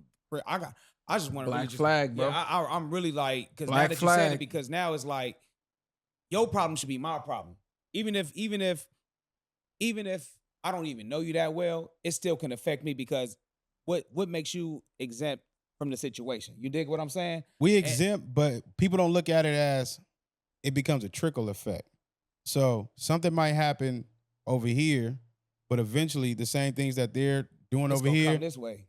Yeah, it's gonna start. If you think about they clone Tyrone when they took over just that area, and they like, damn, they watching it's everywhere, from the club to the streets to this to that. You start off as that small project, but we want to see how we master them over here. Then we get the rest of them. But you seen at the end when they rescued everybody, the nigga went and brought the whole hood together, and the niggas came down there and got all the people up out of there. So it's a lot of different things. We got to find better solutions, bro. Listen, you can't. I'm mad because on YouTube you can't incite violence, right? Yeah. But if y'all get my drift, when I say consequences and immediate pressure, there was a story. And this is an actual historical fact. Now, the location I might be off. I want to think it's Rosewood, though. I remember they made the movie about it, where the white mob went and slaughtered the entire black town. And you know what they did? They told the sheriff Y'all got 30 minutes to get lost, or we taking it as y'all with them and y'all getting what they finna receive. So they put that immediate pressure and they took action to get what they wanted. So when do we gonna put the pressure? And then when the pressure is met with, oh, y'all bluffing, when we gonna pull their cord? All I'm saying, because how many black kids gotta keep getting unalive? This is not adults, bro. These are children. From Tamir Rice, 12 years old, wasn't no get back for that. Emmett Till, wasn't no get back for that. How many kids? Trayvon Martin, wasn't no get back for that. So they think they got a free reign and a free pass to do what they want to do, not only with black people, but with black kids. Imagine if we in the hood and then them niggas from across the tracks did that. You know how fast we would have rounded up and went and aired out that whole where whoever was involved. But when it's them, it's, oh man, we need justice. We make every excuses. Yeah, we come get on, bro. Nigga tired of that. Yeah, and that's where I'm disappointed at with the community. We'll go hard on one another, bro. Like you just said, let it be a nigga around the corner. Oh, we ready to troop immediately. We ain't worried. It ain't even load the cars. His mama, his grandma, everybody over there. It's up. But it seemed like once it's seen to be non-blacks, we kind of get a little docile or make excuse or well, what happened? Why is there so many questions now? Where's that same energy? And that's all I'm trying to get at with you. And I agree with you on that. I wish we had that same passion for the innocent ones in our community, for the ones who really is not doing no wrong, who's really trying to do life right, and then they get unalived in a manner where shouldn't even went that way. So where's that passion? Where's that anger that the hood have towards the ops, the true ops? That's all I'm saying, bro. Or even if y'all didn't want to do that, you treat it how a nigga treated. Hey, y'all got to handle y'all people. And if y'all don't handle y'all people, you don't even got to go to the law all the time. But to the families, y'all need to handle y'all people. And if y'all don't, then it's still going to be severe. That's just how it got to be, too. If niggas don't want to do it themselves, like you said, it got to be some type of pressure, man. Pressure is going to bust pipes or it's going to make diamonds. And at some point, niggas got to look at it. Niggas got to look at it in the whole totality. But niggas ain't going to really, you don't get it until it happens to you, till it happens to one of yours. But exactly. You want to get to a point where we're preventing that. You don't want this to keep cycling down generation after generation after generation. Like, that was the whole point of, y'all keep saying we ain't our ancestors. That's why they stood up. So we didn't have to deal with that shit. Facts. Like, even with the situation in Charleston with the church thing, you know what I'm saying? It's just, at some point, bro, I'm tired of us just being victim in a way where we're going about our lives the right way, and it just seemed like we're trying to do good, we're staying out the way, and then we end up just ones being unalive at this point. Judges, attorneys, doctors, sheriffs, cops. This is what we need more of. Y'all remember Dotline Roof went and killed all them unalived black people in that church? And then the judge called him and his family the victims. That judge got caught with some child porn shit on his computer. So y'all see what type of people that we dealing with here. That's in positions of power. So we need to focus on infiltrating the system if we're not going to build our own system and getting into some position of power. We told y'all we need more doctors. We told y'all about the black apartheid. I just sent the video in a group chat of a black family in the hospital being forced to give CPR to their kid because the nurses and the doctors wouldn't do it. They in a hospital, like, help them. The doctor's looking at them like, what about the cop, the white cop who, it was a car accident, situation critical. He get the call, the unit's finna go dispatch to the scene to help, and he go, oh, them are a bunch of N-words. Take your time. Let them die. Position of power. We don't have nobody to dispatch to go help. Like, come on, bro. But y'all still doing shit like shooting up block parties. And you wonder why we got to talk about the 4th of July. It's 2026. Timestamp this episode. 2027, same conversation gonna be going on. Different block party. Guaranteed. It may not even wait till 4th of July. It may happen on New Year's Eve because, you know, New Year's Eve got the same pop action going on as well. Halloween. New Year's Eve is another day. Yeah. New Year's Eve.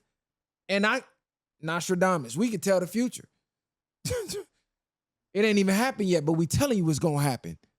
Because they got niggas that program. It's like they clone Tyrone. When he say, put the gun in your mouth. I control that gun. I tell you we already know. Got to wake the fuck up as a unit.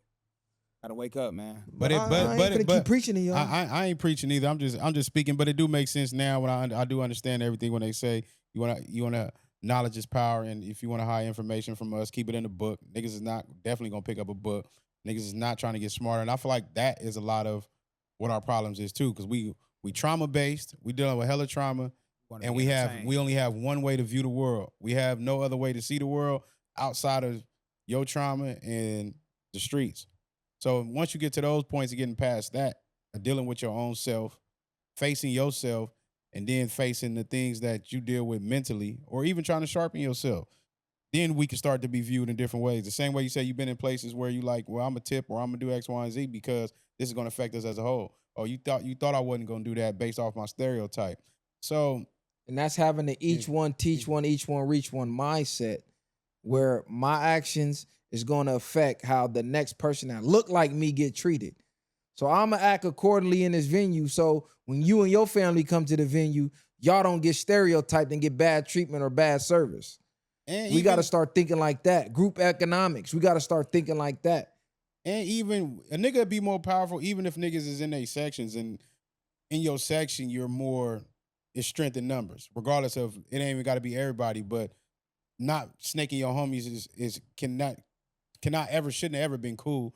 Snitching and shit like that is just the fad. That's been out of control at an all-time high. And on top of that, we already know you got all these cameras and everything else on these corners. There's a lot of different things to where they're designing it to the point where you just sign up to go be a slave. That's all we're doing. We've all experienced it. A lot of us have. But when you sign up to be for that motherfucker forever, it's gonna be ugly. I'm with Short though. As far as the culture, we like to say we could fix it. I'm looking at it like a car accident. We showed up to the accident. We evaluated the vehicle. This motherfucker totaled. We need to get rid of it and get a new one. Whatever y'all want to call it, give it a name, whatever the case. It's totaled. We can't salvage it. It's a wrap. It's a virus. The shit gots to go.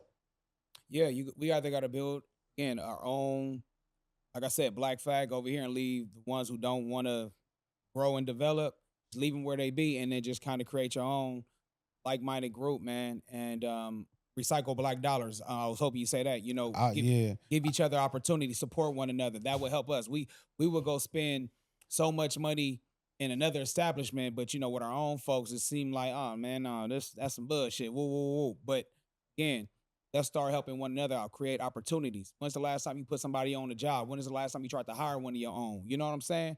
If niggas got more money together, that would change a lot of things. If niggas got more money together, it leaves a lot of niggas. Some niggas still gonna be hating, not just in their blood.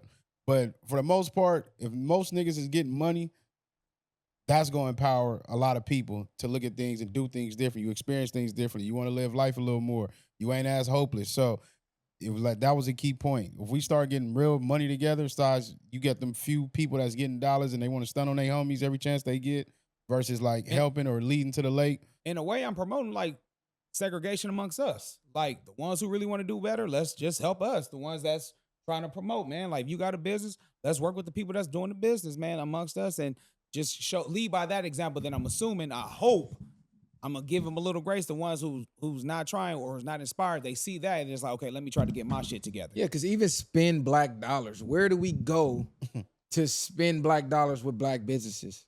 Like realistically, if I want to go to a mall and support a black business, we're not in there. I want to go to a beauty supply. I mean, it's hard to find a black beauty supply. I want to take my daughter to get her nails done.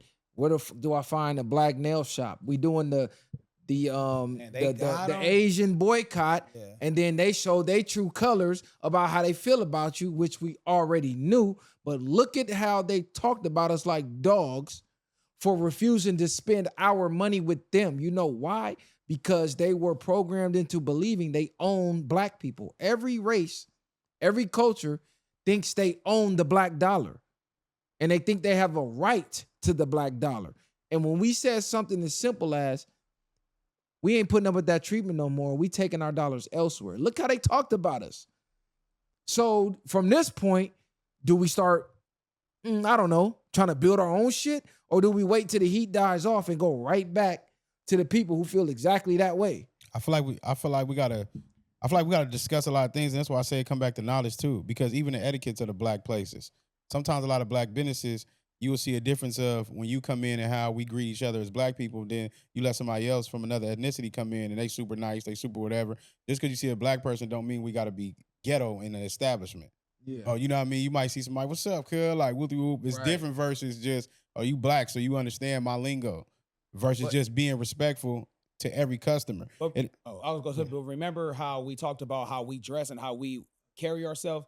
I know you're not going to get that same treatment, the black treatment, if you dress on like that time you got that green suit on. You know what I mean? How fly you was with the Christian. You walk into a spot like that, I don't give a fuck if it is one of your homies. They're not going to be like, yeah, what up? You know what I'm saying? They're going to be like, hey, damn, where you? You know what I'm saying? Like, where you going? Nah, or some niggas on the cut, this nigga got a suit on, what's up with this nigga? Well, even then, no. But you I know what you're saying. Yeah. It is a different aura when you dress a certain way. I'm not even speaking about people coming in, but regardless, it shouldn't matter about that. Because you can come in regardless, I'm still coming to your business. You should still have a certain etiquette of you being behind the counter. Professionalism. Yeah, versus whoever comes in and you have to greet. I shouldn't have to, you shouldn't have to dress a certain way for me to greet you, because what if a little black boy that probably just got nigga $20 from somebody out here doing bad, and you come here treating him because he look a certain way? I'm going to say this.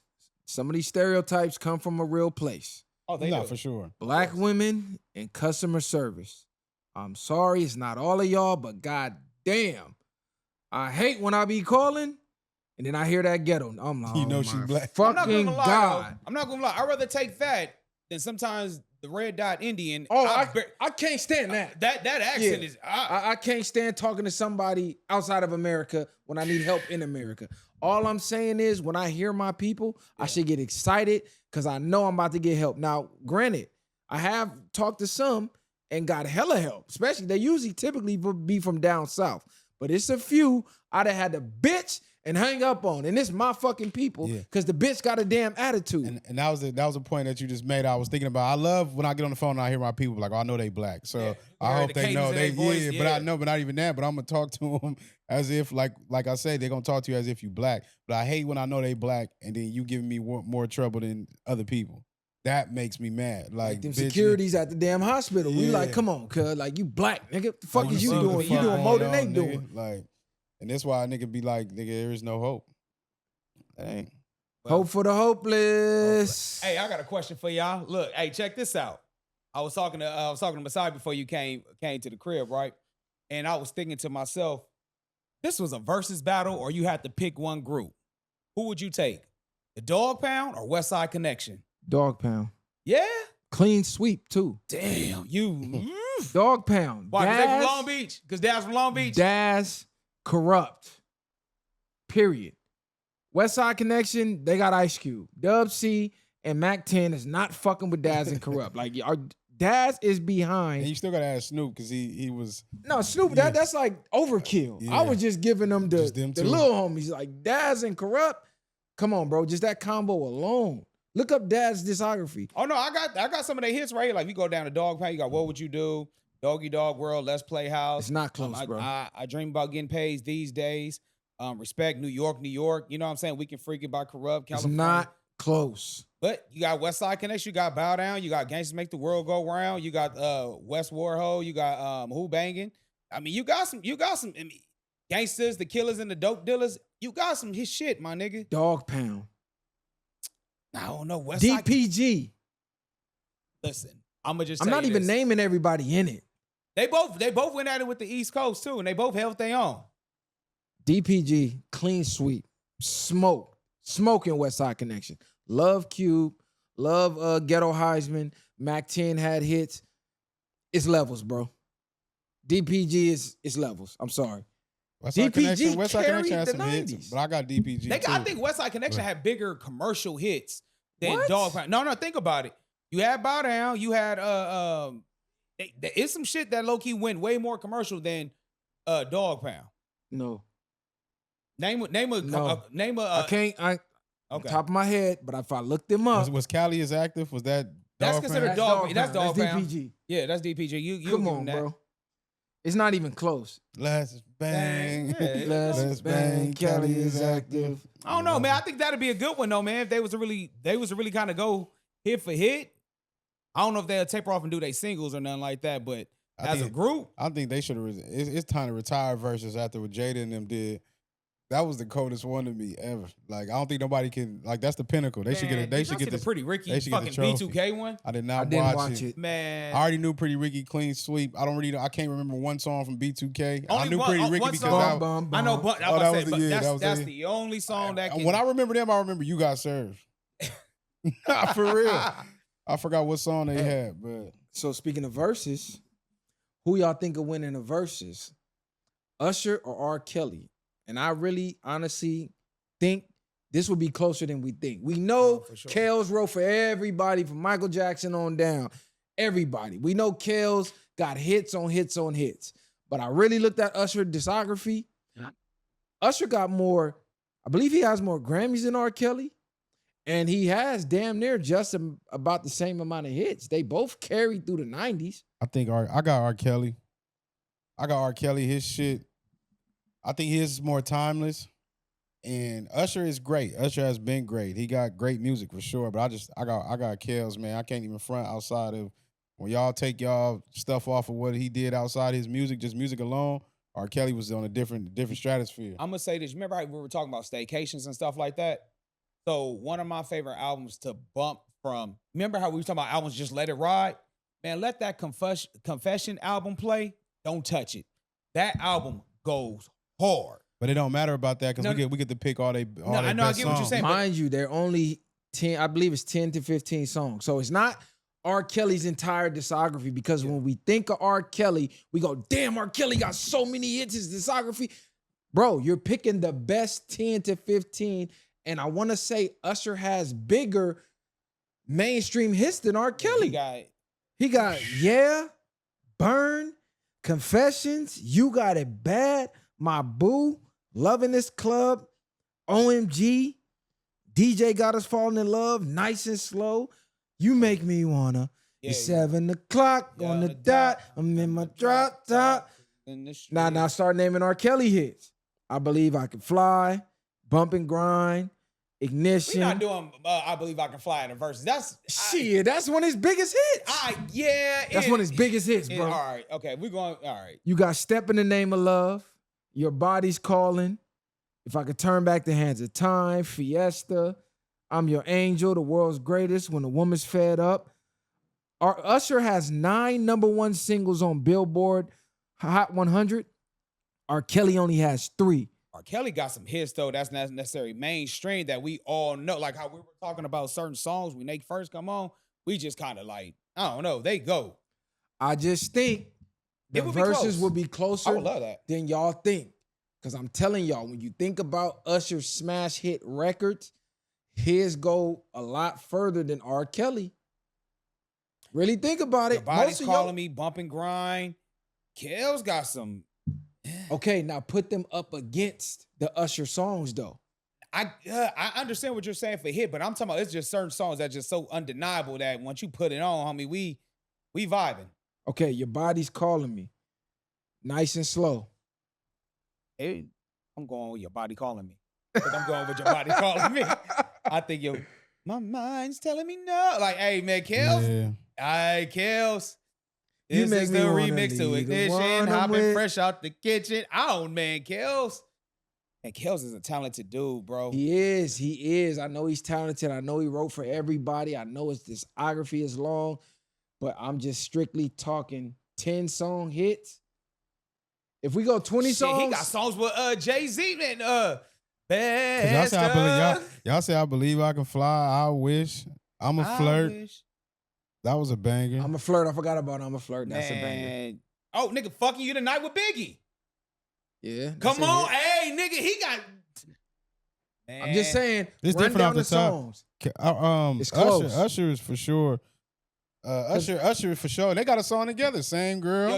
Same Girl. I know. What they both perform their verses? They probably had to do it at the very end. Both of them do it together. Because a lot of people said Chris Brown versus Usher, but I think Usher is smoking Chris Brown. Smoking him out. Hey, he got Go Getter with Jesus. Hey, Kels, man. I think Usher is smoking Chris Brown. Seems Like You Ready. Ooh, I don't. I think a 10 song is close. Once you get to that 20 song range, it might get a little spooky. For Usher? for Usher. It Yeah, might yeah, get yeah. spooky. Okay. So how about we make it? Nah, I just got to go back down and getting Usher back, then it'll come back to me. Sometimes it's different when we go right off the spot. Like for sure, I know more Usher probably just off the dribble. You know more Usher songs? Yeah, For sure. just off the dribble because that was like when we was coming up. Then my sister was a big Usher fan, so she Facts. always played him. So that was a little easier. But I do know a lot of R. Kelly also. Like What y'all think out there? Y'all got R. Kelly? That was a good Or y'all one. got Usher? Because automatically you want to say R. Kelly, but really sit down and think about Usher hit songs. Like I said, Usher got 9 on the Billboard. R. Kelly only got 3. Satisfy you with Diddy. Kels and R. Kelly and Diddy. That shit go hard. I don't know if you could play that one. Shit, nigga. I don't give a fuck. He pissing on bitches and It don't Diddy even rubbing baby matter, oil bro. on That bitches. song go I hard. don't know if you can play that one. What's that song he got with Snoop?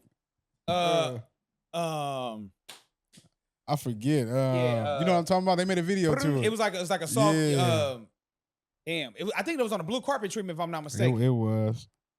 Damn, that was But I got to think about because you got to go back to R. Kelly. When did R. Kelly get in the game? shit, late 80s. R. Kelly Yeah. been in the game forever. Yeah. Way longer than Usher, but I'm just saying. Hits, My Boo, Then he got Come trapped on. in the club. Like, you know what I Love mean? in This Club, Caught Up, You Don't Have to Call.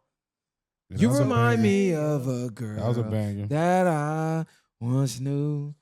There Goes My Baby. Trading Places. That was a banger. You got Can got you all that. help me? He got Well, Doing well. the Doing. But a lot of them, I liked that song, but then when I found out they wasn't the originators of that, what was that with him and Ludacris and Lil I Jon? don't know. ChatGPT got Usher winning 11-9. Man, I ain't Hey, listening to that's no that. damn You talking bot. about that song? That's that shit with Snoop and R. Kelly. Oh, yeah. Chat got Usher winning 11-9.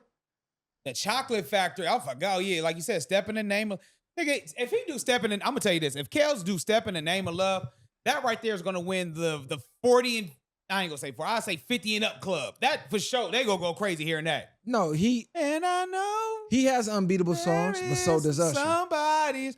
Hey, bro, we all know how to do that shit. Step, side to side. Yeah, man. You got to think. Like you said, Sex Me, Seems Like You're Ready. Usher- Honey Yeah. Love. Ooh, we. R. Kelly got the 35 and up for sure, but you think about the Gen Zs and Usher got more of that crowd, the younger ones. So it's basically unks versus nephews. Basically, that's something like that. Cookie. Ooh, that was a good one, bro. I'm telling y'all, I'ma do just- y'all research? I'ma tell you Cuz this. Usher might get the upset. I'm gonna go with. I'm gonna have to go with Kels. I'm gonna have to go with Kels because Kels, even this features low key go hard. Yeah. Y'all let us know out there in the comments, man. Yeah, now that'll be a good one, but I just think ain't nobody fucking with R. Kelly. Certain songs gonna come on, the vibe is gonna be different. Then Yeah. you got to think about the performance aspect. Usher's outperforming R. Kelly. We got that. Yeah, he got you that. got that. I mean, but if we just But a go lot off of times they music- just sitting there playing No, the music. because I make the vibe hit when Jadakiss, I'm outside. Yeah, but if they I get don't live in and- Miami. I'm but in New York. Okay, That but performance, and, nigga. and that performance gonna sound different when they gotta go a cappella. Don't have that. Man, I'ma tell you. Don't have that music playing. R. Kelly can sing better than Usher. You give Usher the strip club aspect. That's cool. He go get the party lit. You give R. Kelly a whole bunch of preteens. That nigga go wild. Give him the preteens is crazy. This nigga's diabolical. But at the same time, they gonna have to sing. They gonna have to sing without the lyrics. R. Kelly gonna That nigga smoke R. 'em. Kelly said, "Well, you like young girls? What you mean by teenagers? What did he say? Remember, old boy tried to interview him. He used to be with MTV. The nigga with the hair. Oh, they was trying to catch him up back Yeah, then. he was like, man, he said, don't you like teenagers? Like, well, what you mean by teenagers? I don't know how to hog tie Man, people. hey, Yeah, that nigga was crazy. The fact you can't do nothing. They made a cold meme out man, there. you me with killing this me shit. with this shit. Yeah, that nigga. That was let you know, crazy. look, you can't take like, man, social media will have your, would you take serious? They gonna make your life as a joke, bro. Damn, do you think R. Kelly ever gonna get out? Like, R. Nah. Kelly's really locked up. Unfortunately, I don't see no, Like that nigga is really in prison, bro. I don't see him getting out, bro. That is Unfortunately. crazy. I It's don't- convicted killers that got out. Sammy the Bull is out on the streets right now. No, unfortunately, I don't see Kels really getting out. I think they're gonna make an example out of him more so. You know what I mean?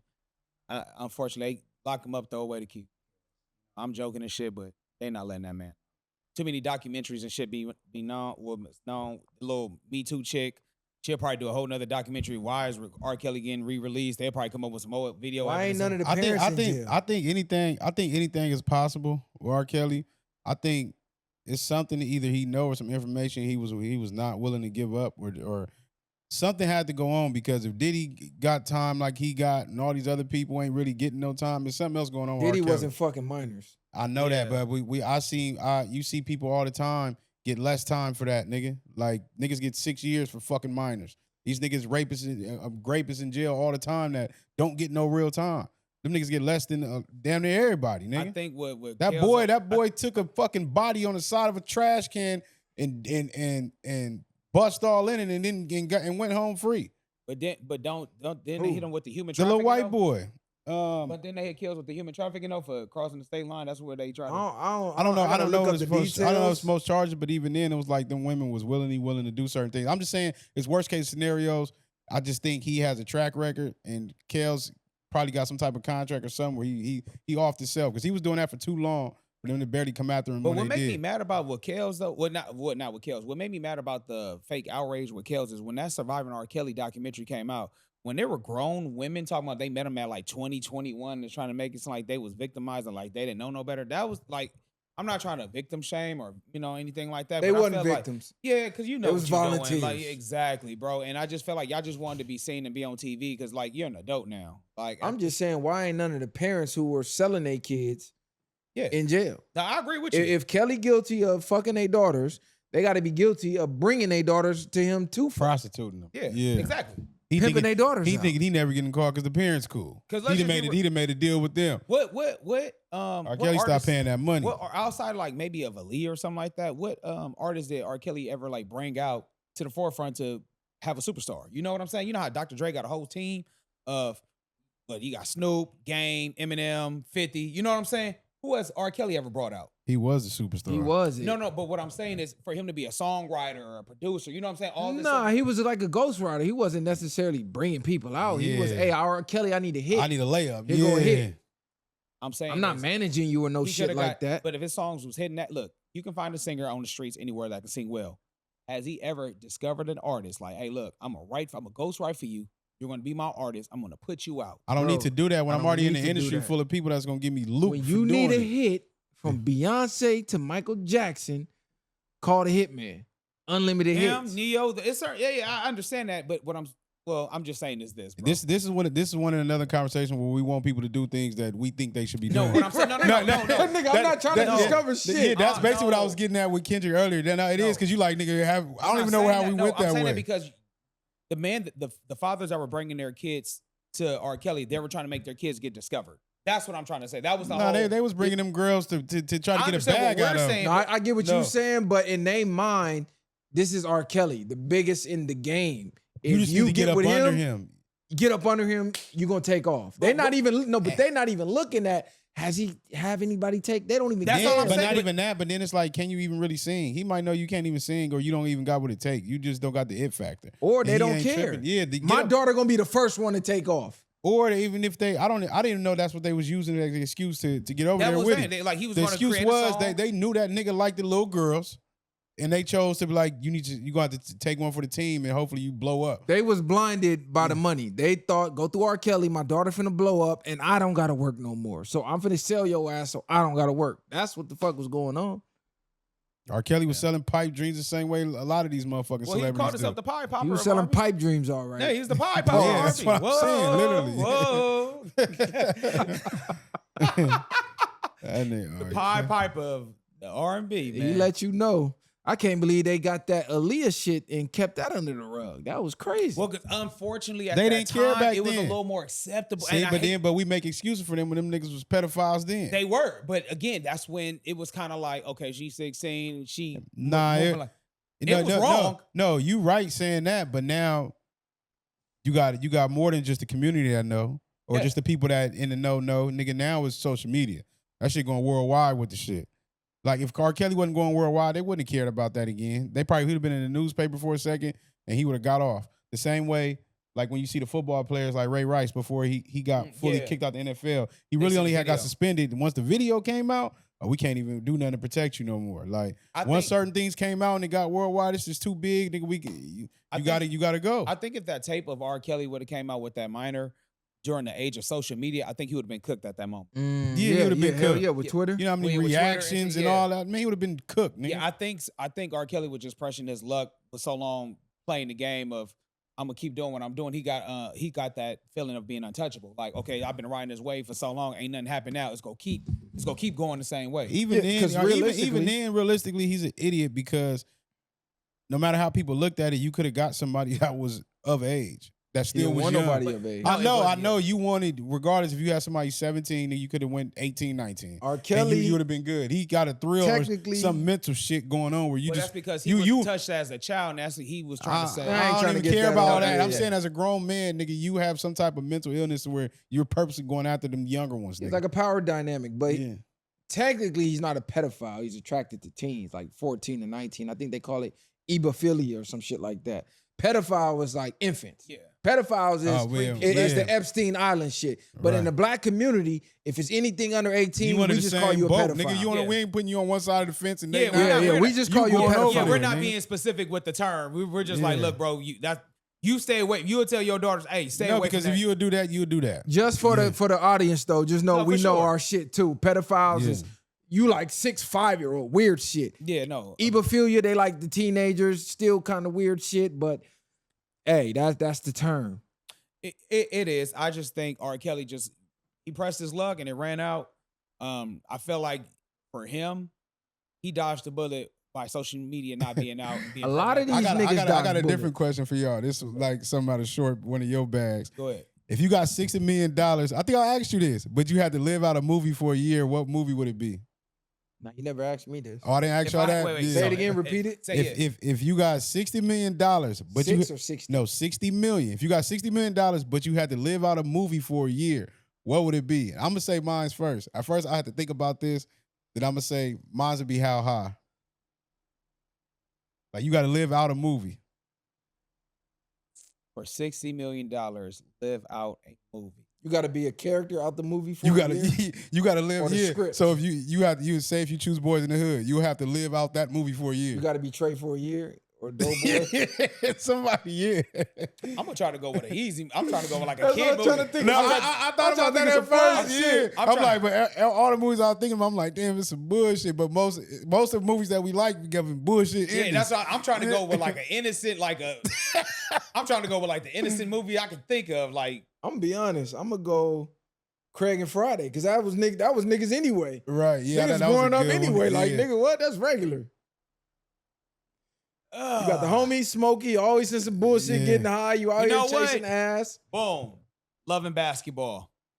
Love Basketball, that was a I good live one. out That that was a movie. good That one. it wasn't too bad. He made it to the league. He just he injured his knee. This nigga, yeah, That's nah, it. that He was that knocking a off good one. Annihilate, and he had Tyra Banks in the movie. I'll take Loving Basketball. Give me that one. Cause I didn't want to pick a movie that was too perfect. Like, Yeah. oh, this nigga doing some easy ass shit. Nah, because when I first thought about it, I'm like, damn, That was a good one, though. I can't.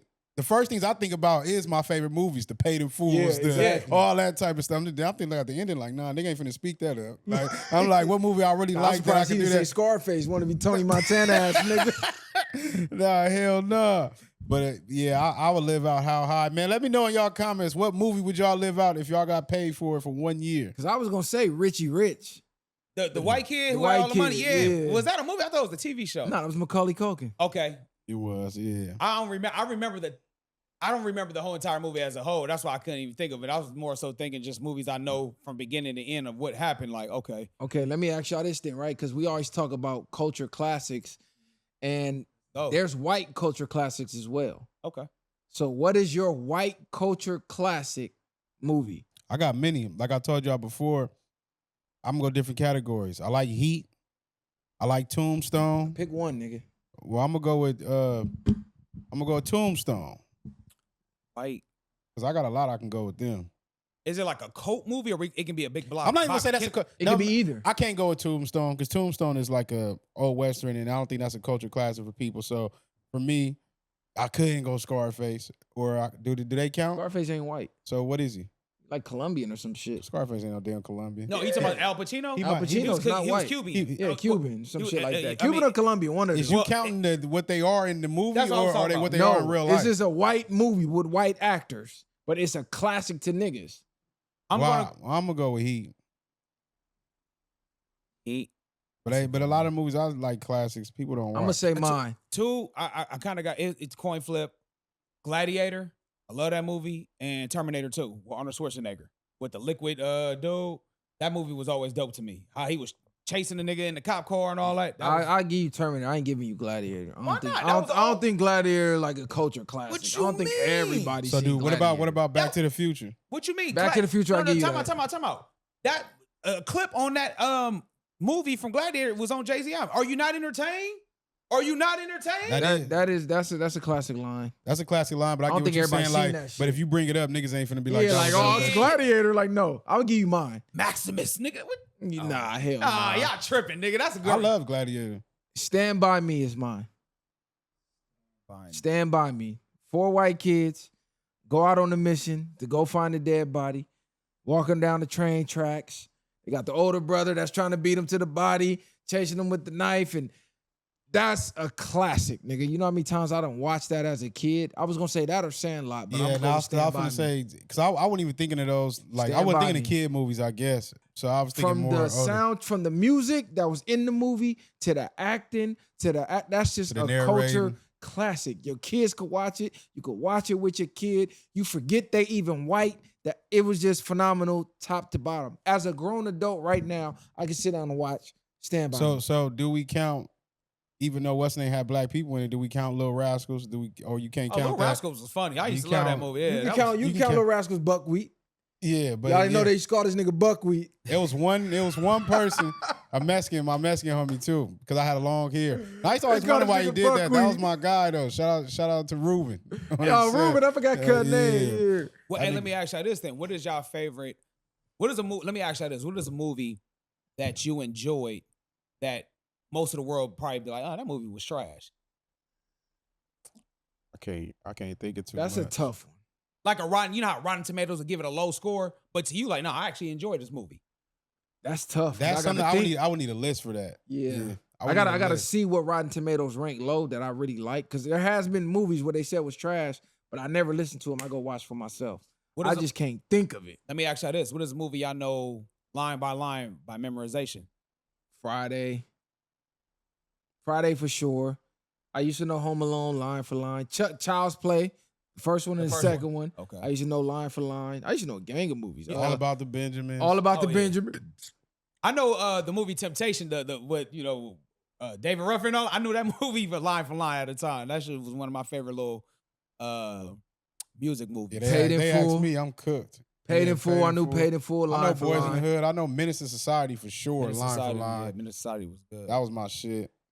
It's a lot of movies. Once it just come on, a nigga just. Hey, you know what? This is a funny movie. I mean, this is a funny question right here. I was watching the Chico Bean said this in the stand-up.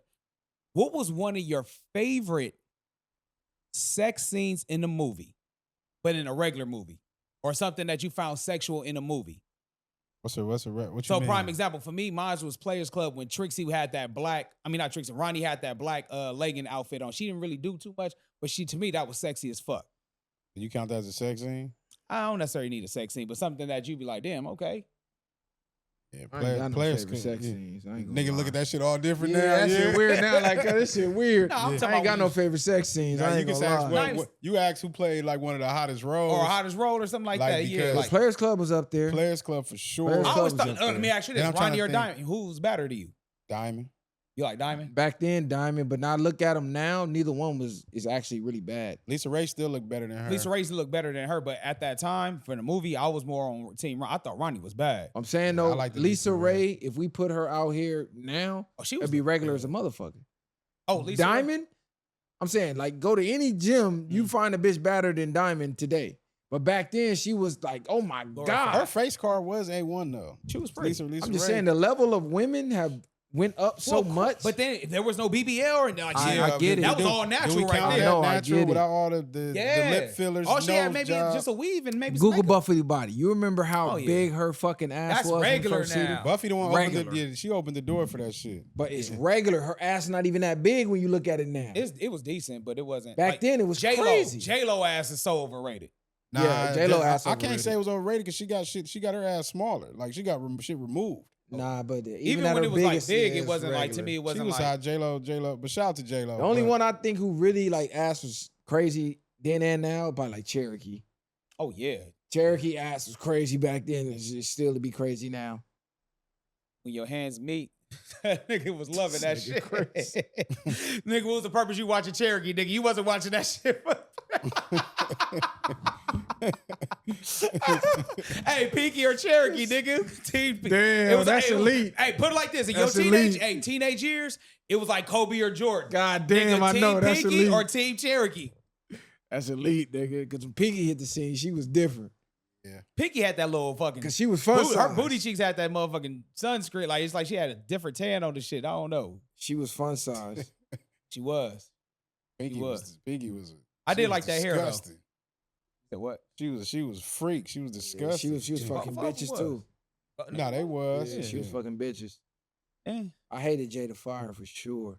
Jada Fire, she was cool. That was the Hell squirter, nah, right? She That- only used to fuck white boys and do all that fake ass Damn, moaning am I and tripping? shit. Is that the one who Like, squirted? shut up, bitch. Okay, I all don't that know. fake ass moaning. It's been a minute. It's been a minute since. I don't watch none of that shit no more. Oh no, Yo. no, that's We talking about teenage years, dial-up days. man. Listen, that shit was in the DVD. When hey, I remember the bootleg man. You go to the barbershop, nigga. Hey, you know I got them for you. Booty talks. Yeah, booty talk, big Booty booty, talk, yeah. onion booties. Man, all that summer. It was I think summertime vibes. Wherever the shit they had, them little crazy ass. You go to the video store, then they had the beads. Yeah, I had to just sneak slide up under the there. Hell beads. Yeah. Mama like, where the fuck you at? Don't You know. gotta slide back under the man. beads. That was crazy. Tapes and shit. Yeah, they had the tapes. That shit, wow. Nigga, remember girls going wild was considered like extreme back then? That shit trash. That shit like nigga, that wouldn't even be like that's somebody on Instagram. Instagram, right now. yeah. That's Girls Instagram. Gone Wild was actually just like I never actually seen it. It was always the infomercials. Yeah, they used to promote it late two in at the night. morning. That was the watching it. propaganda. I think now back then they made it seem lit, but then they never had black women on there either. So I didn't really like. They should be in New Orleans you know, on Bourbon Street going I crazy. was cool waiting 3 a.m. for Uncut. Uncut. If you Real- had, if you real had sex? HBO, yeah, the Cat House, Yeah. Real Sex, all that What shit. was the one where they had the? I think it was Vegas. the Cat House? That's what it was called. Yeah, with the white, the white chick. Yeah, yeah. She's pimping all the bitches. Yeah, nigga, it was the Cat House. The Cat House. They actually got a documentary out on Hulu right now about the whole little time of when people were working there. They talked about when Lamar Odom OD'd. They was talking Oh about. damn, Cuz went yeah. up there and OD. Yeah, bro. Lamar Odom had a whole situation up Oh, there. that nigga, wow. Yeah, they say he was out there spending massive money out there and getting high and just asking for massages and shit. Because really, I'm gonna just be real. Most of them niggas, I'm gonna keep real. Most of them niggas that go to those places like that, they got money, but they got weird fetishes that can't really be out there. You know what I'm saying? Yeah, they go Like, pay for one it. of the girls was basically saying one of the dudes wanted to be stepped on with her high yeah, heels on. yeah, with her, or step on his balls. One dude yeah, I wanted saw to get that. burned with cigarettes. It just be like weird fantasies that men just can't do it with either with their wife. With their or wife, girl- yeah. Yeah, or somebody you can pay somebody to keep your secret. Nah, But facts. hoeing has been the oldest occupation ever, so I ain't gonna never go out of style. I better never hear a bitch say she broke as long as she got some pussy with some ass and a deep Dick, throat. You know they say Or hoeing. this shit free. They down there say hoeing started with slavery. Yeah, real talk. Shit. I don't even see how hoeing is illegal. How do you make my body illegal? I can't make Because it money leads off on to my other body. things like It's human like- trafficking and ST. No, what it is Nah. you can't tax me selling myself. Yeah. So now it's illegal. That's exactly what it is. The same way that niggas you can face attempted murder if you shoot yourself. Yeah, crazy shit. Because you go to Oh yeah, Plaxico Burris. Yeah, exactly. won the Super Bowl and got sent to the pen for shooting herself.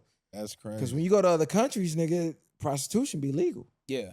That shit is like nothing. Like ordering breakfast is room service. They ass taxing on that shit too. You bringing that bread back. Yeah, I heard the DR is wild too out there. That's the freaky. That's what I heard. DR, Colombia, Shit, Brazil. Mexico. It's down there everywhere Mexico, now. It's been- everywhere yeah. is legal, bro. Everywhere. Shout out to Hong Kong and Mexico. I heard it's lit out there. Hong Kong, Tijuana. Yeah, I heard it's lit out there. You heard?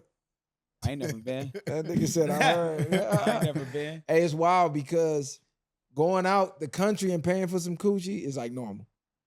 You probably a dumbass if you don't. Don't. Paying for coochie here, you a trick. Pretty much. Pretty much. Is that a mindset thing or is it a strategy thing? No, because I feel like not like that out here. You can kind of. I'm gonna speak for us three because I've been outside with us three. It ain't. If we really wanted to go bump up somebody, it ain't gonna be hard for us. It's easy. Basically, it ain't even worth it. But not only that. Then I forgot what you just made me. You think want a about time something. crunch out the country. Then it's the language barrier. I ain't got time to take you on no date. Gotta hit him on WhatsApp. I'm here for 4 days, ho. I'm trying to hit something right now. Gotta use Google Translate. Yeah, like the fuck. Yeah, nah, it's cool having the juice out here, but you know, if you out there just trying to have fun for a minute or just get that balcony shot, by all means, handle your candle. I'm gonna go on the record to say, majority of the generations to come will never see true love unless social media gets deleted. You remember the BBWs were the late night creeps. They were the hidden gems that most people didn't like, but if you was hitting them, you knew, oh, this is gold. They're gold now because of social media. The bitches who used to be at school begging you for a hug got 1 million followers now. And they act like they Beyonce. So it's social media induced egos. So it's hard for a dude to get one of those regular fat bitches who used to beg for hugs. Because they prime commodity now. They so just, man, it's ugly. And it's really just a separation of women that think because they get attention that, like no, they can brag like, oh, men are easy. It's not the fact that men are easy, but are you able to keep a man? Are you able to get to those levels? Yeah, you can get 1,000 niggas to fuck you, but that don't mean shit. And then they try to have the same standards when it come to men, but it's not the same. Well, what do they say? You got the master key to open every lock, then you good versus priceless. Yeah, versus a having lock that can be opened by any key is useless. Exactly. I hate that. Oh, men are the easiest thing. Men are easy. No. We want to get pussy easy. Why would we make that hard? You finna give me some pussy?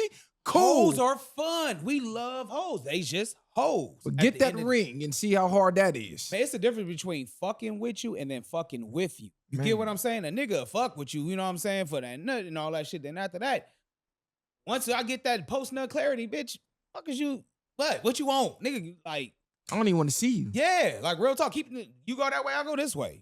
Don't touch me. Don't look. I don't even. Yeah, real like talk. Hella bad for me to want to still touch you after that. Man, that'd be. And even then, I'm starting to notice all your flaws. Hold on, bitch.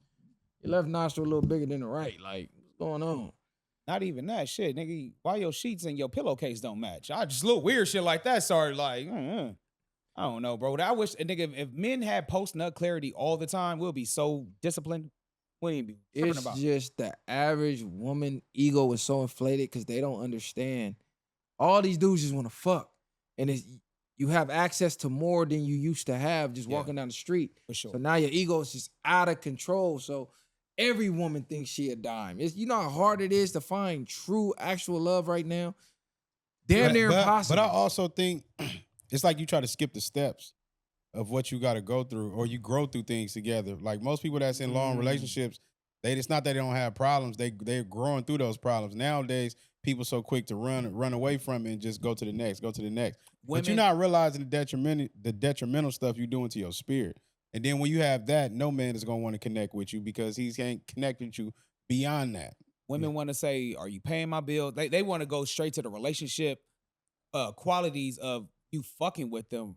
And then it's kind of like, all right, if I pay your bills and do all this and that, now at this point, I'm going to look at you as a sexual object because once I pay your bills, now that means directly since I give you what you want, are you going to give me what I want? Right. Everything is a financial transaction. And on top of, think about back in the day when you got into it with your girl, most she could go do, talk to her homegirl, talk to her mama or something. Now they get to talk to the gram. Now they get to sub you. Now they get to go listen to the grifters who just tell you what you want to hear on these podcasts, giving you horrible advice that they're not even using. A bitch telling you to leave your husband the whole time, she a side chick to somebody else's husband. Right. But you don't know that. And y'all listening to these And we've bitches. had this conversation many a times where some women, you basically allow other people to destroy what your happiness was. You might speak on certain things. You might even be cool with certain things, but based off of 10 other opinions that don't even got what you got or want what you got or don't even want you to be that way. They want you outside with them and be miserable, really, because they miserable. Yeah, and you feed off that. That's why you have to be careful of who you even allowing in your relationship. Especially right now. It's summertime right now, so it's being single seems fun. You know what I'm saying? Being outside the pool parties, at the lake, turning up and all that shit. Tell you this right now, as soon as football season's over, right before Thanksgiving, oh my God. That it get cold at night. That nigga that you thought was your nigga over the summer, you start to see him on them family vacations at Thanksgiving, at Christmas time, Christmas. they doing the matching pajamas. Nah, but not even that. You get to that point, then you start to see, what is it? The summer hoes turn to winter wifeys. Yeah. So you start to see a lot of that, but it's way more currency in women that carry themselves like women. They eventually they're gonna have way more than of grinding with somebody versus somebody that's going dick to dick. Because y'all think people don't know, niggas know. These niggas gossip more than we see than women nowadays. And y'all women, y'all can't stop holding water either. Hey, so and you niggas, stop giving niggas a bad name with these corny ass DMs, y'all. Listen, if she didn't answer the first 2 DMs, stop talking to yourself for a year straight in her motherfucking inbox. Because all she gonna do is screenshot you and say, look at this weirdo, send you to the group chat. Like, come on, bro. A lot of niggas, y'all fucking it up for niggas, bro. Y'all stalking bitches, popping up everywhere they at. Like, come on, bro. A lot of y'all niggas fucking up the game too. Easy call. I was gonna ask you this because you kind of said a point, like finding true love for like this next generation. It's kind of damn near impossible. So let me ask you this. If you had to give your son and his little homeboys advice, you know what I'm saying, to find true love, what advice would you give them and for the people that's watching? I tell my son all the time, purpose. Purpose, purpose, purpose. Live in your purpose, work towards your purpose, accomplish your purpose, your goals, and the women come with it. You're gonna eventually find what you're looking for, but you're never gonna find it chasing these bitches, especially the women of today. Maybe back in the day you can get away with it because you'll find that diamond, that jewel early, but the women are so tainted with the social media, you have to attain your goals. You have to attain the success, the money, the resources so you can have it your way. If you don't, you're at the whim, the beck and call of the women. Don't be one of these niggas. Got to get a bitch the keys. The bitch can put you out. Man, listen, I done had homie after homie after homie that knocked on my door. Hey, man, I need to stay here for the night. Baby mom done kicked me out. I'm like, nigga, why your name ain't on the crib, nigga? I know you helped her with the deposit. Oh, man, you know my credit. See, right there, priorities. You might got to sleep in your motherfucking whip for a while till you get your credit right. I'm not moving in with no bitch unless my name is on it. Because I done seen it too many times. Yeah. Bitch, if you mad at me, you got to go in the other room or leave. Yeah. Yeah, you can Can't go to your put me you can go to your So mama I house. tell my son, get the success, bro. They tell you money ain't everything. It's everything. Period. Money don't buy happiness, but it adds on to the happiness you already got. I don't know nobody broke that's happy, nigga. Everybody mad when they broke. So get to the money, get to the success, accomplish your goals. Then you can sit back and have your pick. I get what you were saying though, Short, like outside of that, and he absolutely right by everything he just said, but I know what you mean, like far as looking at a woman, getting a woman that like you for you, and based off who's still looking for love, and y'all have to define what love is to y'all, not what the world think, because we can all sit up here and say, what does love mean? And everybody's gonna have a different perspective. You got to learn who your partner is and how they define it, and she has to be willing to be open and under your guidance and learning how to love you. A lot of times it's just more so what can you do X, Y, and Z, but then the women that cater to their men overly is going to make the man do the same. Eventually, he going to want to conquer the world for your ass. Exactly. Right. Find a woman that'll get with your program and that believe in your program, because love is a fleeting emotion. It comes and goes. 1 minute she love you, next minute she hates you. 1 minute you love her, next minute you hate her. But when y'all got that mutual goal, then that overpowers the love. If you just go based on love alone, that relationship is cooked. You got to have something more than love, because what's keeping you there when them days you wake up and you like, I really hate this bitch. But it has to be something there for you to still come home and be that man for her, and then she be that woman for you. I think you being on your purpose for sure, but I still think the love is overpowering that, because it's like you might just be irritated at an act right now, but deep down you know, like I really fuck with her. She's just pissing me off right now. I'm just irritated right now. You like, as men, you know that's gonna boil over. Yeah. So I think love is still the over thing that's powering you from even thinking about something different, because that's how you still be able to, that's how you even deal with them moments. Because if you didn't, you like, man, you can bitch get on. You're gonna be on some other shit. I'm gonna say what you said too. I'm gonna piggyback what you said. We gotta have common goals. That's one. mutual likes, interests that we can do together. Of course, we gotta have the same sexual chemistry. Whether if I'm high, you're willing to satisfy me even though you're not in the mood. You know what I'm saying? That's what's gonna keep a nigga want to fuck with you and not straight off. Do the y'all gotta shit. have the same chemistry, or do she just gotta be willing to do it when you're on Just point? enough. Just Yeah. enough. I'm listening. Nigga not about to be okay. Hey, bitch, I'm horny now. Wake up. No, nigga, nigga ain't gonna do that. But listen, let's just be real. If a nigga going 2 weeks and If she doing a big Tigger, a Marcellus Wiley wife and saying that her husband raped her, that ain't the bitch for you. of course. Nah, Yeah. fact. So yeah, she do got to be in the mood even when she not in the mood. Yeah, exactly. Okay, you don't want to fuck, but you give me some head real Yeah, quick. exactly. Boy. You know what I'm You saying? gonna go grab a massage oil and do your thing so I can get off and get on about my day. Exactly. You feel what I'm saying? If you keep a nigga nudge drain, nigga, you'll stop a whole lot of cheating. Shit, hell, if you know your homies, even if you know your man is going out with his boys, suck his dick before he go out the house. I low key don't like that. Nah, you can. I know, low key I know what because you're I don't saying. want to go out. because it take away your energy. My energy Yeah. gone. So now it's like, what's the point of going out? post nut clarity. Now you start seeing everything for what it is, and you appreciate the woman you got at Listen, home. suck my dick when I get home. Nah, Because that's the strategy to do it before you go out. And then 9 times out of 10, I don't want to go out no more. nah, I'm still go out. Me personally. I'm gonna still go out, but it does now. I have post nut clarity. Now, what you said, her nostrils bigger than the other. Now I'm like, I'm not as thirsty as I was before. You know, what I'm See, saying? I want to had be the that buildup. opposite. I want to be thirsty, but while we texting and flirting all night, building up the anticipation for me to come home and knock something down versus I come home and I'm already drained. Like, Nah, she I gonna need think, the but opposite. I think either way for me. But like you said, Yeah. but nah, I give, need me, the give me opposite. right before I go on saying that I'm gonna still be. I'm already chill. I'm gonna be more chill. Yeah. But you fucking with me. You gonna have to be ready when I get back. Well, I mean, if I'm off that Henny too, you know That's what I'm saying? it, that's Yeah, if what I I'm come saying. back You off the have to be Henny, ready. then it's gonna be Nah, brown you too. off the gas station pill. Nah, hey, well, for my birthday, I was off the Hennessy He side. off the rhino, this nigga. I ain't took a rhino in a long time, boy, long time. Headache gang, headache Sidecar gang. slap.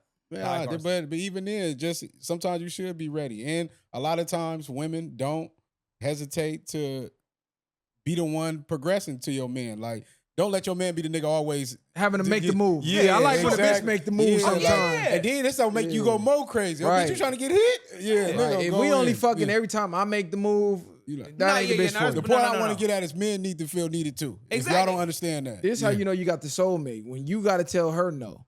When you got to tell her, You didn't drain me. Chill. Yeah. Hey, yeah. If you ain't got to tell your woman to chill, Like, I'm she tired not, right now. yeah, she not doing enough, bro. I feel- And one key thing to find out the chemistry, which people don't do, and this is why relationships go bad. You don't know a person till you live with them or you travel with them.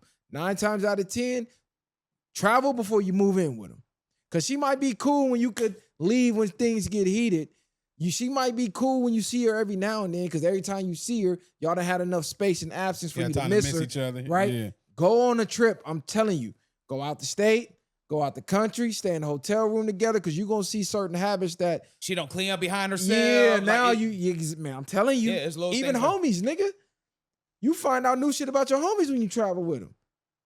You Yeah. learn people when you travel with them, bro. Nah, that's for sure. It's like you being put together. You know, y'all Yeah, you got can't right fake now. that. You can't fake this Yeah. image because your true side is really gonna show eventually. And traveling brings y'all closer together. If you I put agree. 2 couples together, you got one couple that travel the world together and one couple that don't never go nowhere. The couple that travel together is gonna be the stronger couple, guaranteed. I You agree. think it's a traveling or you think it's the experiences? Both, Yeah, both. because traveling brings the experience. Yeah, because now y'all got something to talk about, pillow talk. Like once y'all get back home, I can definitely speak for your situation. You would be like, damn, nigga, she talking about she already planning another vacation. Like, nigga, you just got back 6 hours ago. She's like, yeah, nigga, but that's Fuck got back. She planning the Oh, see, vacation there you go. at Look. the hotel room on the vacation. this nigga. That's what I'm saying. At the resort planning the next one. Exactly. So y'all have that thing to talk about, just like you have that thing to talk about. I have that thing. I love to travel with my woman. On top of that, too, as well.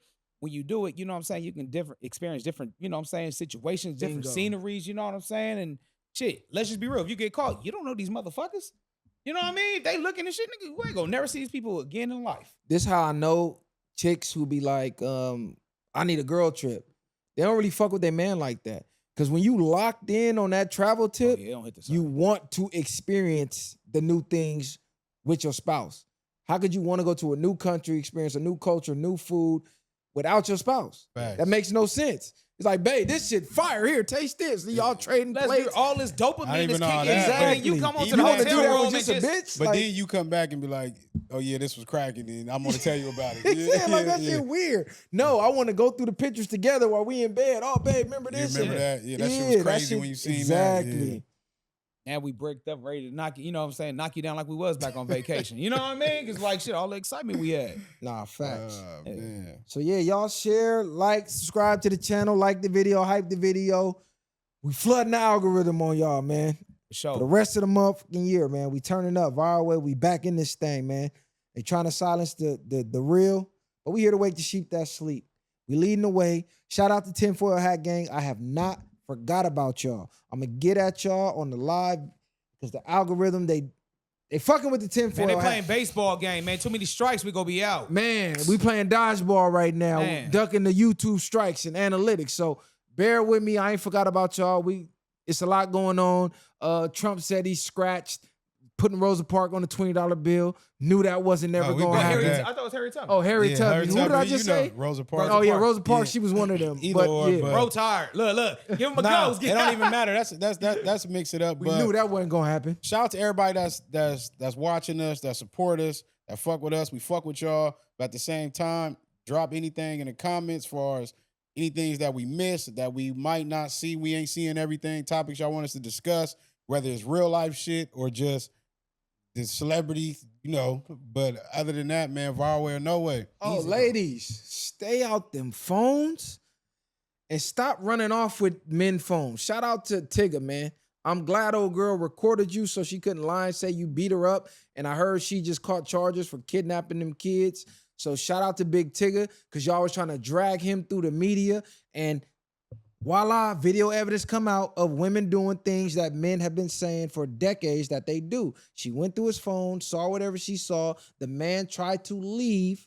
Like y'all tell men to do, just walk away. He tried to. She tried to keep his property and then act like she got beat up because he tried to get his screaming property. And stuff. Well, screaming, going crazy. So that's what that was recording. She was on the floor and all that. Yeah, on the floor. He like just my phone. Just, her friend telling him just leave. But Tigger. she's bad and told you could buy a new phone. Like you sound crazy. He said, "I will be gone right now. Just give me my phone." And then it's like it's really wild. And that's why I say men love different, because even with all of that, without it being recorded or anything, Big Tigger would have just suffered in silence and took down the chin. He would have got his phone back and left and act like nothing ever happened. But they're going to keep dragging that on him, and now you see the truth prevail. Ladies, don't go through your man phone. You go dig, you go find something. And regardless of what it is, don't go through your man phone. That shit is off limits. That's somebody's privacy. Treat it as if it's a wallet. Don't go through nobody's phone. That's real talk. That's why I had that debate with Kali, because it's about is there a time where men could to get out of a situation with a woman? He could have got his phone back. Yeah, for sure. Yeah. Because it's either that situation or the flip side, the man is trying to leave and then she's going just as crazy to stop him from leaving. So then at that point, what do you do? Nah, yeah. And it's kind of hard because the more screaming makes it seem to like somebody next door, like we just hear somebody screaming, we don't know what's going on. You sound like you killing the bitch. And ain't nothing happening. Yeah. Like the video, hype the video, man. Hey, to all the Drake fans out there, fuck y'all. Beat, baby. Baby. Ain't no handouts, I did it from the ground up. In the streets, thugging hardest where they found us. Got a problem, nigga, watch my troopers mount up. My bitches bang too, and you a lame though. You niggas ain't outside, yeah, we came through. You want your lights up, we put you on the shade.